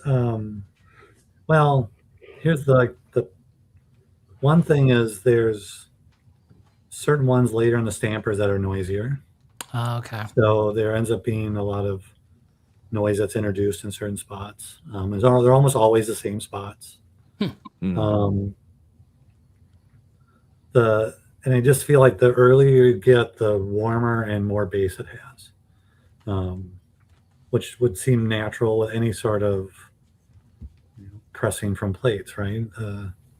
Well, gonna it's get either some- you're thinking they cut it different, or you're thinking it was pressed at a different plant, because I know that's like a thing in Discogs about those records, right? Well, explain maybe something else. Like, there's all right, Bridge Over Troubled Water. There's a Terre Haute pressing that at some point the plates got introduced with a pop. So if you get to an early one, the pop's not there. If you get to any of the later ones, and I would say almost every Terre Haute I heard has a pop in it. And you may, I get a little obsessive about things. My family is like a string of alcoholics, but I don't drink hardly at all, except I crack a beer for a night. But that money, that obsession goes into other things, right? And so it's a little bit of obsessive compulsive about trying to find a clean copy. But it is a little bit of like, I'm chasing the sound the most. Yeah. When you say chasing the sound,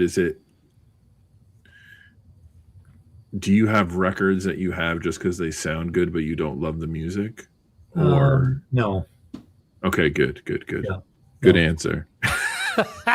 Good answer. I bring this, like, we talked about Dark Side earlier. I think after the first UK, the Italian is the best sounding version. I've never heard the Italian. Why? Yeah, you don't see them ever, but it has the same warmth and dynamics that the first UK one has. So I keep that one. Interesting. Yeah. Really? Did not know that about the Italian. I think I stopped. So for Joel here, we're going to go dork, right? go full dark side. So this one's for Jose, like he hates Dark Side of the Moon, I believe, and Nirvana Nevermind. So Jose, if you're listening, this one's for you. I've owned the first UK, the second UK, either the fourth or the fifth UK. I've owned the quad. I've owned the US. I've owned the German. I think the German sounds bad, like it's the worst. Like the mid range is so boosted, it's pathetic. I've owned the 30th anniversary. Both Jose, the Wolfman, and Chance were at my place. We did a shootout between the first UK and the 30th. It was very close, actually. Super close, which is crazy. My favorite would have to be the quad because it's, even though I don't have a quad system, the mix is entirely different. Yeah. You get a lot more guitar on the quad, believe it or not. Do you own the quad? I do. And I have the second UK press and a third There you and go. a fifth and a 10th, I think. So Groove Seeker and Dom, we might need some help here, me and Joel. Yeah. We might need an intervention after the stream. Just Joel saying he has a 10th pressing was just mind blowing to me. Like, you know that you have a 10th pressing of a record. Yeah, these are I can't remember people's names, but I can remember all the pressings I have of records. Yeah. I'm interested in the comparison thing, like very interested in it, but I don't buy to have the comparison necessarily. I would love to sit down and hear that, but it just doesn't inspire me to like want to own that. I don't need to own all the records, but I would like to hear the difference. Yeah, but I don't want to own them either. I think I want to get rid of I'd keep the first UK, the first quad or the quad. I also have the Japanese Blue Triangle. That was the first Blue Triangle I bought. There's a couple I keep just because, but I also like sometimes buying like the South American pressing for how bad it sounds. Is the price reflective of how bad it sounds? Well, they're cheap, right? Like, I also really like the first King Crimson record, and I have a bunch of pressings of those. But there's a really. I think we talked about that, right? Yeah, there's a South Korean one that is just awful. It's super compressed. It's so like compressed that it's fun to listen to. Yeah. Is the first Crimson record in the court? Yep. Yeah. So I just saw a white label promo of that at one of my locals on the wall. I didn't check the condition, but it was like $1,500. I've never seen a white label pressing of it. Interesting. White label promo of it. Yeah. I had one and I got rid of it.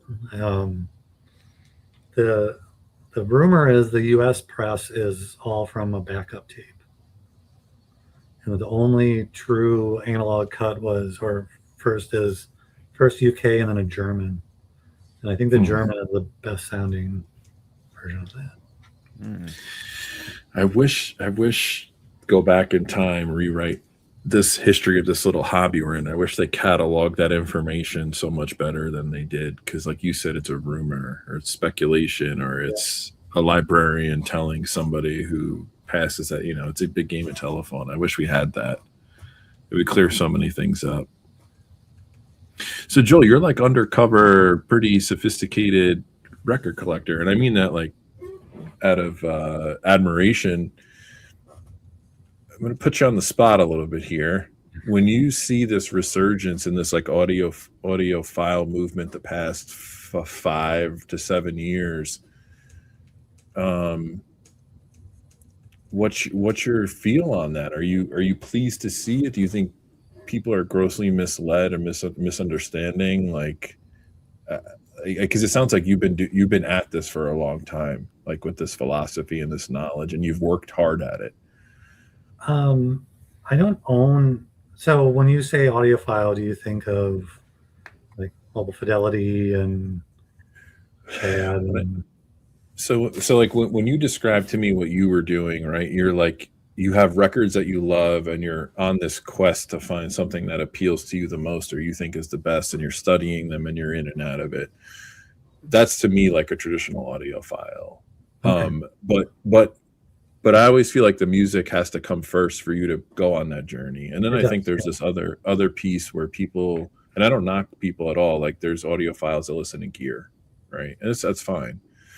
But now like this audiophile thing has become kind of like a marketing tactic, in my opinion, where it's like, this is an audiophile pressing, this is an audiophile pressing. Like, do you buy those pressings? Do you read the commentary or participate in the commentary on those pressings? Like, what's your overall impression of this idea of like the audiophile pressing being like a thing now? I buy some, right? I don't buy, and it's the same thing we talked about earlier. I buy it, I listen to it once, and then it sits on a shelf. So now I'm not buying them almost at all anymore. Jason, I see you have that Flying Burrito Brothers behind you, right? I have like a white label promo of it. I have like 3 or 4 copies of that, Oh right? man, Joel, guess what the next record shootout is? It's Okay. the vinyl file versus the white label promo. We were actually doing it before we started the stream, but go on. I sent the vinyl file back because I have, every time I get any order from them, it's damaged. Yeah. But I wanted to compare them. But anyway, Tom's coming. Get at it. Come on. so the King Crimson, just as an example, it was probably, I mean, we all have these moments when we realize different records sound different, right? Different pressings. That was at King Crimson, right? I don't know, it was probably 20 plus years ago. I had a US press. I'm like, why is there no bass on this record? It sounds, so I started to I found a different copy that I noticed that the in groove, or the outer groove or the inner groove, was wider on one than the other. So I bought, and it's the 69 press versus the 77 press. And the 77 press was recut, and it has more in it and it has more bass. And then I started reading about, I was on Huffman forums reading about the Pink Island and how much better that sounded, and that kind of started it all. But I think I like that there's companies out there who are taking time and effort into taking something and putting a lot of care into making the best sounding version of it for what they think is the best sounding version. And if I didn't have something to compare against, I feel comfortable buying these reissues more. But if they're both sitting there, I always go and grab the original. It just doesn't matter if it sounds better. No Steely Dan. Not really a fan. Damn. Oh, Tim asked. Oh, yeah. That's right, Tim. Stay strong, brother. Stay strong. I appreciate Steely Dan, but but I know my music's all over the place, like Legendary Pink Dots, Skinny Puppy. But then I have a Simon and Garfunkel record, right? It's any good. It's all about how it makes me feel. I just think I come from a place like hearing someone like you talk who's been doing it for so long. There's something admirable about not hitting that fast forward button to get like the easy way out, in my opinion. Like to just be like, oh, I buy audiophile pressings. It's like, yeah, okay, that's fine. Like I support them too. I buy them. I think they're great because originals are really expensive, or they're hard to get clean, or whatever the case may be. But it's just nice to hear your story because you put the work in, and it was self-discovery and self-education, and it's clear that you love the music before you love the press, right? Yeah, I think the problem is, and Dom, I hope you don't mind me pointing you out, or Jason, right? I think, Dom, you try and discover new things often too, and trying to add those things. I think me chasing 5 copies of Nursery Crime prevents me from going and discovering something different. And I think that's what I've realized I need to spend the time on discovery and not buying something I already have. I mean, when I went to Austin last year, I bought 20 records, right? Like 12 or 14 of those were things I already had. And so you needed the intervention then, right? I did, yeah. And I bought some things I hadn't heard. I bought, maybe I have it right here.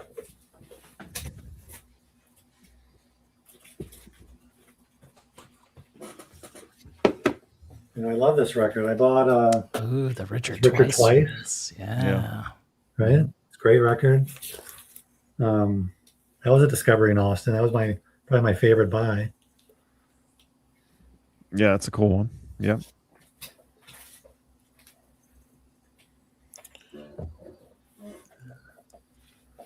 Yeah, Yeah, you can't I do miss both. the It's days. hard to do both things, right? It's hard to do both. That's exactly what I was gonna say. I miss the days where I'd go in as a kid and like I had less money then, but I was more of a risk taker with what I was buying. I miss those days. Like, oh, that looks cool, or that's on this label, or this person's in that band. Like, I don't have that in me anymore, which is kind of sad and pathetic. Well, it's okay if you're not completely caught up with what's happening. Just dig in, go into a store. If something looks interesting to you, like look at it, investigate it, maybe ask about it, buy it. Who cares? I have a discovery method that I'm not too concerned if I miss anything or if I'm not up to the latest sort of detail on what's coming out. I just sort of like let it organically hit me. People recommend me things or I just get intrigued by something and follow it. I don't really have a serious method to it. I just sort of go by whim, I suppose. But I missed tons of new records just because of that. I'm not like following everything super closely. I just don't have the time nor the wherewithal to be completely on top of it, I'm just not. And I'm okay with that. I'm totally fine with my intake at this point. Yeah, I also think like I think I said this earlier. There's so much stuff I didn't think I liked when I was younger that I love now, and there's so much stuff I loved when I was younger that I can't stand anymore. But like rediscovering that stuff is new to me. It just isn't newly manufactured. It's just sitting in an archive somewhere, and like I don't know. I don't think that makes you less of a music fan. Maybe that's a selfish statement, but it's great to like pull that discovery out, like because it's still new to you and new to your brain and new to your ethos. So also, it's nice to get. We like to hunt first pressings. It's nice to get a first pressing of something that maybe someday will have value. Hopefully, has musical value to you. But it's nice to get the original of the thing when it's happening. We like to talk about. Oh yeah, I bought Pixies Doolittle when it came out first day. Well, that's awesome. Well, I bought the new Marissa Anderson on the first day it came out. And yeah, I don't know. I always feel like, well, sorry, I was like 4 when the first Pixies came out, and I couldn't do that. Yeah. I don't know how old I was, but I'm sure I was a little kid. I sold that record actually. No, I didn't buy it when it came out. I did not, but I sold all my Pixies records. That's true. So like Joel, if let's say it wasn't dubbed as an audiophile product, even though it will be because it's a new reissue. But like, let's say a highly touted or there was a lot of care put into in the court of the Crimson King. Would you buy that out of curiosity, or would you just be like, I'm good? I'd probably buy it out of curiosity. Yeah. Have you had like that example? People don't want to buy the first UK or German. There was like a 2010 reissue of that. That Robert Fripp found the tapes in a closet, had all the tape splices, right? And that's the closest to that first island that I think you can find. And you can probably get it for like $30. Really? Yeah. But then they remixed it with Steven Wilson, and I bought that, and I don't enjoy it very much as much. Do you think it's bad, or do you think that your brain is wired to that? Brain's wired. Yeah. I kind of feel that way too. That's why I think CDs sound better a lot of times, especially in the 90s. Did you say CD's nuts? CD's nuts. Can you think of a recent reissue that you think beats the original? Well, those Funkadelics we were listening to, that first Funkadelic was pretty convincing. Just wait till you hear that second one. I've still only heard the first one. That was the one I really wanted to get to compare to the to the original I have on Westbound, just because I don't have a very nice copy of that. Those are tough records to find in nice shape. So that one I went for, but I left the other two reissues as it were. But when we did that, we were doing a stream. You were playing it. And I was like, this is knocking my socks off. I have to give due. Jason, did you buy the double 45 on the second one, or did you go with the single? You know, better looking Joel, my name is not Espo, so I did buy the double 45. I did too. I did too. Yeah. Yeah. I had that. I played it last Saturday. I listened to it, but then I played it last Saturday. I don't know if I've played a record that loud ever when no one was home. Was it Free Your Mind or is it? Yeah, it's Free Your Mind. Free Your Mind, yeah. Yeah, and they did double really 45s of the first three. So they did. It was weird because the first record they did, it was only AAA on the double 45, but then for Free Your Mind, the 33s are AAA. Yeah. So they must have, which is cool. I think that's great. I like having double 45s. I think it's a quirky, cool thing. I do think they sound better in a lot of ways, in a lot of places. But I think also too, those records are so destroyed when you find them. Like, yeah, they are. Just beat the shit. I got lucky. I found like 3. Let's call them PG++ Mega Brains on eBay within like 6 months. And they were all 20, 25, and 35. Wow. And they were all people who were selling flannels and like buck knives. And then also had some records. And this is recently. 3-4 years ago. That's pretty good. Are any of those going in your purge pile? I had 2. And then a friend of mine said, "You seem to have luck with Magabrain. Do you think you could find another one?" I'm like, "There's no way." Mr. Magabrain, that's your handle. That's your new handle. Yeah. So there's no way I could find another one. And it was maybe a month later, boom, another one popped up. And that one was 35. Buy it now. Yeah. What? But the second round was the first 3 Funkadelics, all in that condition. I think I paid less than $100 for the 3 of them. Jesus. Yeah. So, but no, I can't find anybody in Mega Brain. I have not seen one since. Yeah. You're giving me the maggot magnet now, or people are going to be out of the blue messaging you. Keeping one for a rainy day, but prices came down on it. They used to float at like 500 all the time. Yeah. Now they're about 3. So Jason, you have the Free Your Mind. Are you pleased with it? I borrowed my my friend's copy and compared it. I said there will be another shootout video for that one because I need to give back his OG. Did I free my mind with the double 45 version? Yes. Yeah. It's really and good. Maggot Brain is next, right? Hopefully, we'll see. It's coming. That's what this is like. It's like the appetizer before the main course. I mean, it's a really good appetizer. Sometimes the cocktail hour is better than the entree, but not in this case. Yeah. We'll see. I haven't heard the elemental mixes, but I'll give them a chance. Why not? Yeah, I think it was great that Clinton won the rights back to his stuff. Yeah. Yeah. Well, I think like when we used to have those like, what do you want reissued? That was always my number one answer. Like, but get that catalog cleaned up because it's too important to music history not to have that. Yeah, and all those other pressings were just horse shit. Oh. So that's an example of a record where like I would buy every reissue because I just was like on a hunt because I would never splurge on a clean OG or I couldn't find one. And it was just like such a waste of money and time.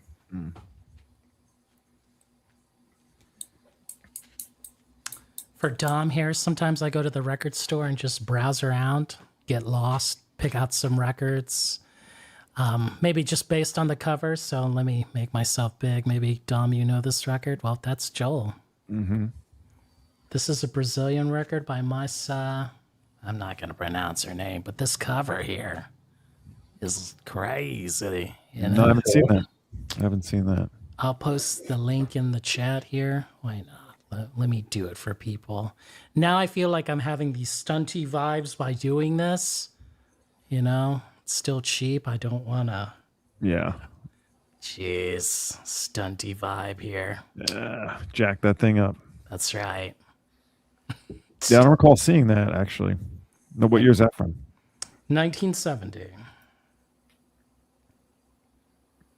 That looks freaky. Yeah, some of it's actually like too orchestrated or whatever. Let me keep holding up. But there are some tracks that are a bit like funky and stuff. So They did there's like some, their orchestration at that time. They had like their strings and their yes, and then woodwinds. there's like a song by Antonio Carlos Jobim, and then I believe there's 2 songs by the great Marcos Valle. Believe it or not. There's just like studio band backing her up. She's singing. Yes, Yeah. but it's got a great cover. Yeah, it does. Is Mr. Bongo gonna rush? I hope not. Not another Mr. Bongo reissue, Stevie. It's the last thing I need from them. But I didn't know about it. I saw it in their international section. I played it. I was like, oh, like that's a banger. That song sounds like Tom Jones. It's really terrible. Keep going. You know, Inklebert Humperdinck. I was like, hey.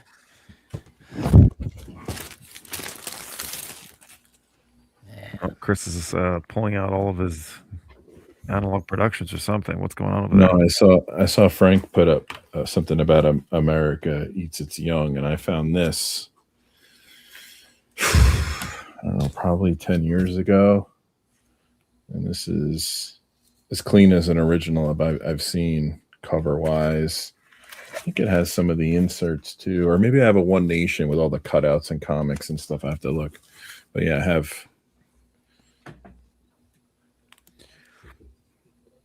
America Eats Its Young.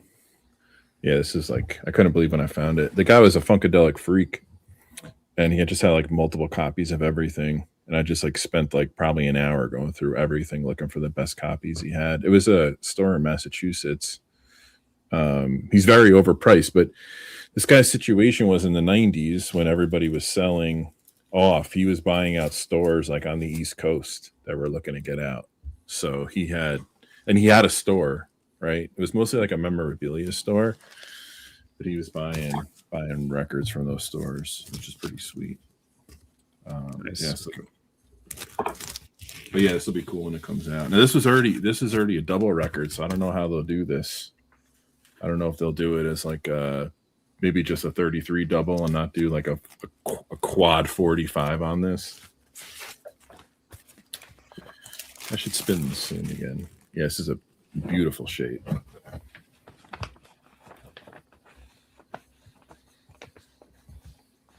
Anyway, I don't get to brag often about awesome records. So. You do it well. Thanks. Brag away. Also fill in with the Flying Burrito Brothers. Oh, we were talking about it before. Yeah, we were playing it. I compared it to the vinyl file, and it was it's different. Not good. Not very good. Well, we didn't say it was not very good. Don't say that, Dom, man. It's not very. Well, I don't want to ruin the hype around the video that's coming, so I'll hold my comments.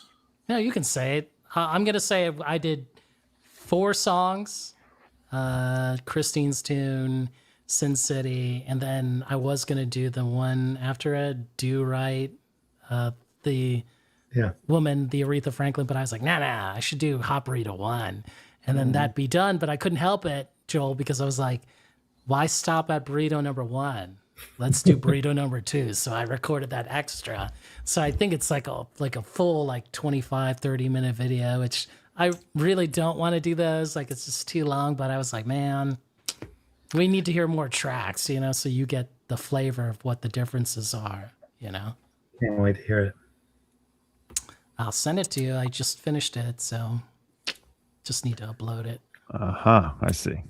But I also think like I kind of rambled on in the video, maybe a little bit too much, because when we played it, when Dom and Groove Seeker were like before the stream started, where I was just playing it, to see what the guys thought, and it's just so different that it's hard to say like which one was the better one. Like and I made a point like it's not about saying this is the definitive one or this thing hit it out of the park, and I make a bad joke like I'm not an insufferable audiophile. I only do this, because it's fun, But I'm pretty sure audiophiles will take it the wrong way because they are insufferable. Well, it just sounds like from what I heard, like two different records. It almost sounds like two different mixes and two different intents. Yes, there we go. Oh man, Fremer just like shook. He is shook somewhere. In New Jersey, I think. But something does sound off in that original mix, though. I feel like they were trying to correct something and overcorrected it. Outside of the obvious glaring issue I saw with the reissue, which again, you see the video, you can decide for yourself.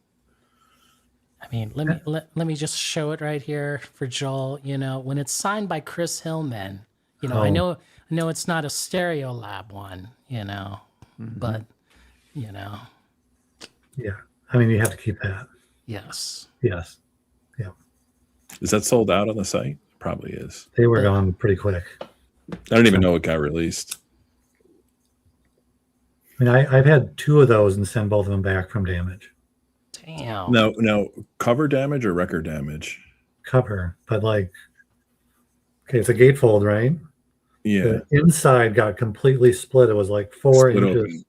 I've had that 3 too. inches up of just like being banged around so hard. It's like It's if FedEx. you're gonna go direct to consumer, like get it right. Yeah. You're gonna put this quote unquote premium. It's an affordable product, but it is like a premium, nice effort. Like get it right. It's kind of annoying. But it's a universal distribution, right? Universal Yeah, records. well, Under I have the Yeah, same so- thing. They're all coming to the same place, right? The same issue with. I'm on my second round right now of the Whiskey Town reissues, and those both, they use a elongated I know mailer. It's wider. Still, tons Yeah, of they use damage. this. I don't want to show my address, but like all the Tone Poets come in this. And It's Yeah. just this. Yeah, those are good. Hey, get Jose a link. Do we really need him on here? He No, can I gotta replace, jet. he can I gotta replace jet. me. I'm dying. No. We're gonna stop. We need to stop because Wolfman is gonna stream later, and we promised we would promote the Wolfman. Jose can just take over and just ride out into the sunset on his own. Look at this, Stevie. It was either Burrito Brothers or the Chalupa Children. Come on, Tell Stevie. me more about the Chalupa children. Right. Did they take peyote? Damn. Well, how many bad reissues of this are there? There's that intervention, and I mentioned that like I say it at the end of the stream. Like I'm just going to give it away. Like that one's mastered by my favorite mastering engineer, Kevin Gray. When Espa says he's the best, I mean, I guess like I should just trust, right? Is Blindly. Hillman the guy like directing this or what? Well, for the original, like there is no mastering engineer on the original, from what No, I know. I mean like today, currently, like who owns these masters? That's a the good Universal, essentially. Yeah. Universal, yeah. Okay. Oh, that's right. It's vinyl file. Yeah. Okay. But you don't think Bernie cut that if it's on A&M? Well, I think he may have, because at that time he was one of the mastering engineers. Is there a BG in this? Oh, I don't know. I'm on doing the that then? Discogs right now. Let's see.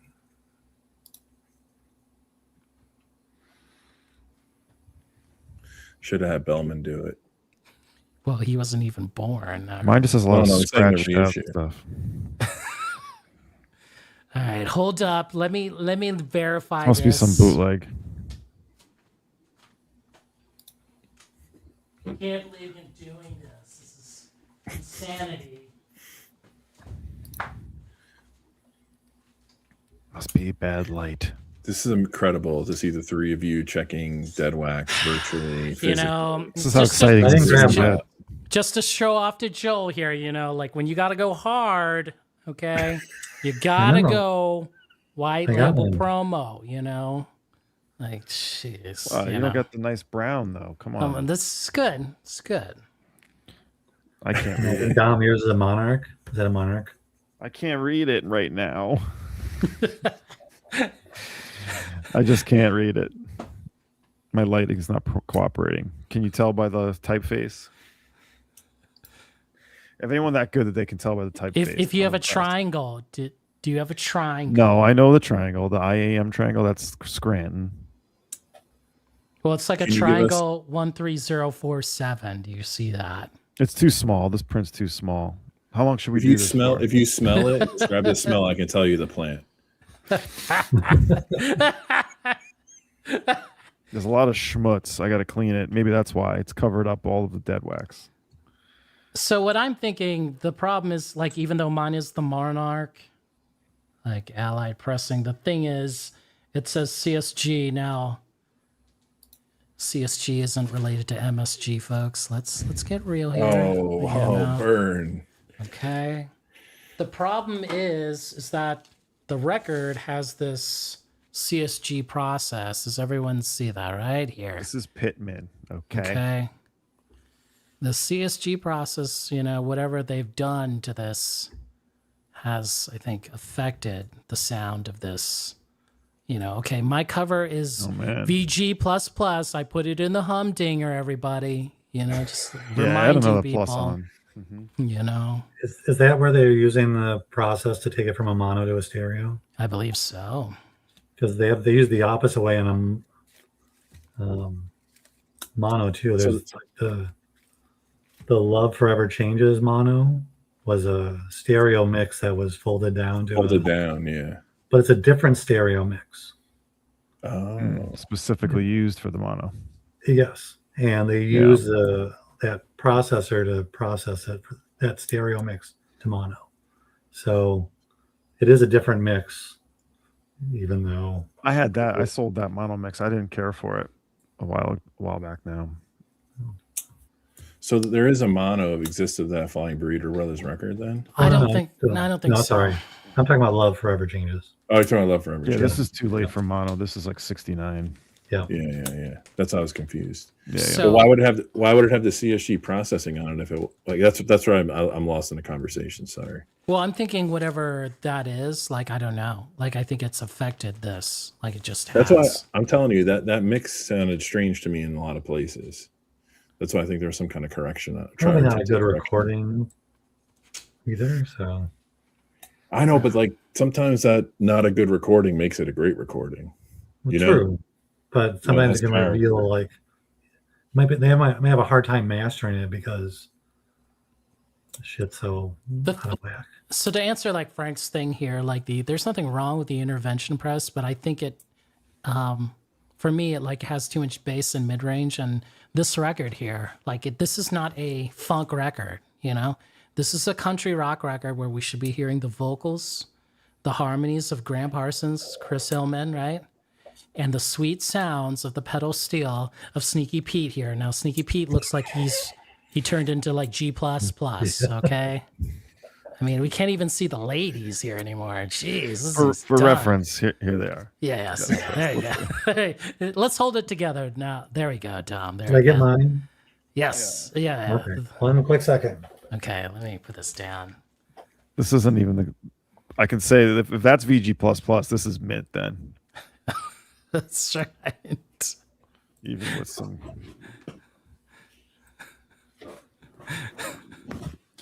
But do we agree this was the best of that whole trilogy of records? Is it? Yeah, I think of it as a trilogy. The Parsons, the Graham Parsons trilogy.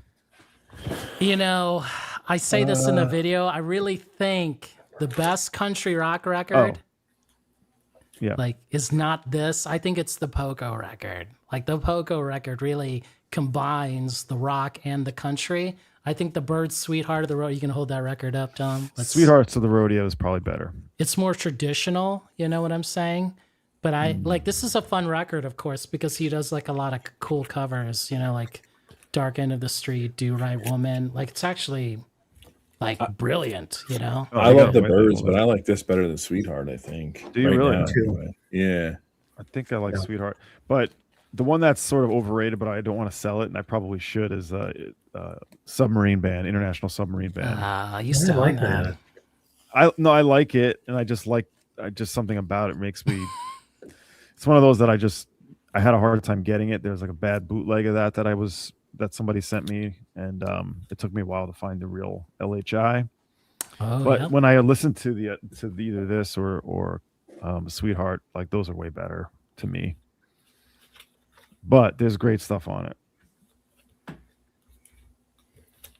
That I should pull down and listen to and see where I'm at with it. I haven't listened to it in a while. See, here's the bad thing. Hootenanny by the Replacements. Oh no, Joel! Oh, my goodness. See, now we're talking. Dang. All right, Joel, which one has the tastier burrito? So what do you have there? What do we have? Yeah. All right. The white label promo, right? And then it's kind of like, okay, this is the thing again, chasing the sound quality and buying different pressings. So they're essentially just different pressing plans. So I do have the intervention, which I'll probably get rid of now. Man. Not because I said so, right? No, just because I don't need it. And then, You got a Canadian in there? do I have a Canadian in there? Is there a Canadian? No, It's Okay, just different U.S. pressings. just different US, different pressing plans. So I think there's Yes. 3 or 4 different plants. Two monarchs, or yeah, because one's a white label promo, and then I have a brown one as well. But so starting the conversation way back, there's probably a lot of records in here in my collection that I could just part with. Like, I have some dupes left, but not. Yeah. But then my dupes are like 5 copies of something. But do you know which ones you would get rid of in that case? Like which ones? Yeah, well, You this just always look goes up the back to which one condition? do you pull. Like, Jason, if you had your white label promo and the vinyl file, and you're gonna go listen to one of them, which is the one you're gonna grab? And maybe you don't want to answer that now, but that's how I'm thinking about it. Like, I'm not gonna grab any of these other ones. Why? You do I know, have Joel, them? what I do is light a candle and say, Graham, are you out there? Yeah. Tell me, guide me, please. Not to Joshua Tree.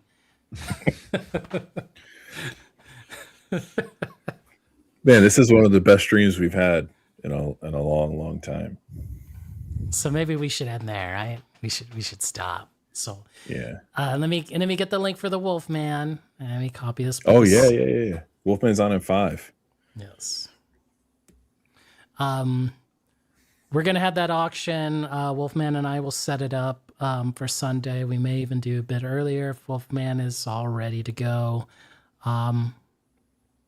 We'll keep it simple, and I believe Wolfman will do the play grades in person, and we'll end it when the Wolfman is tired, when he needs to go eat. Okay.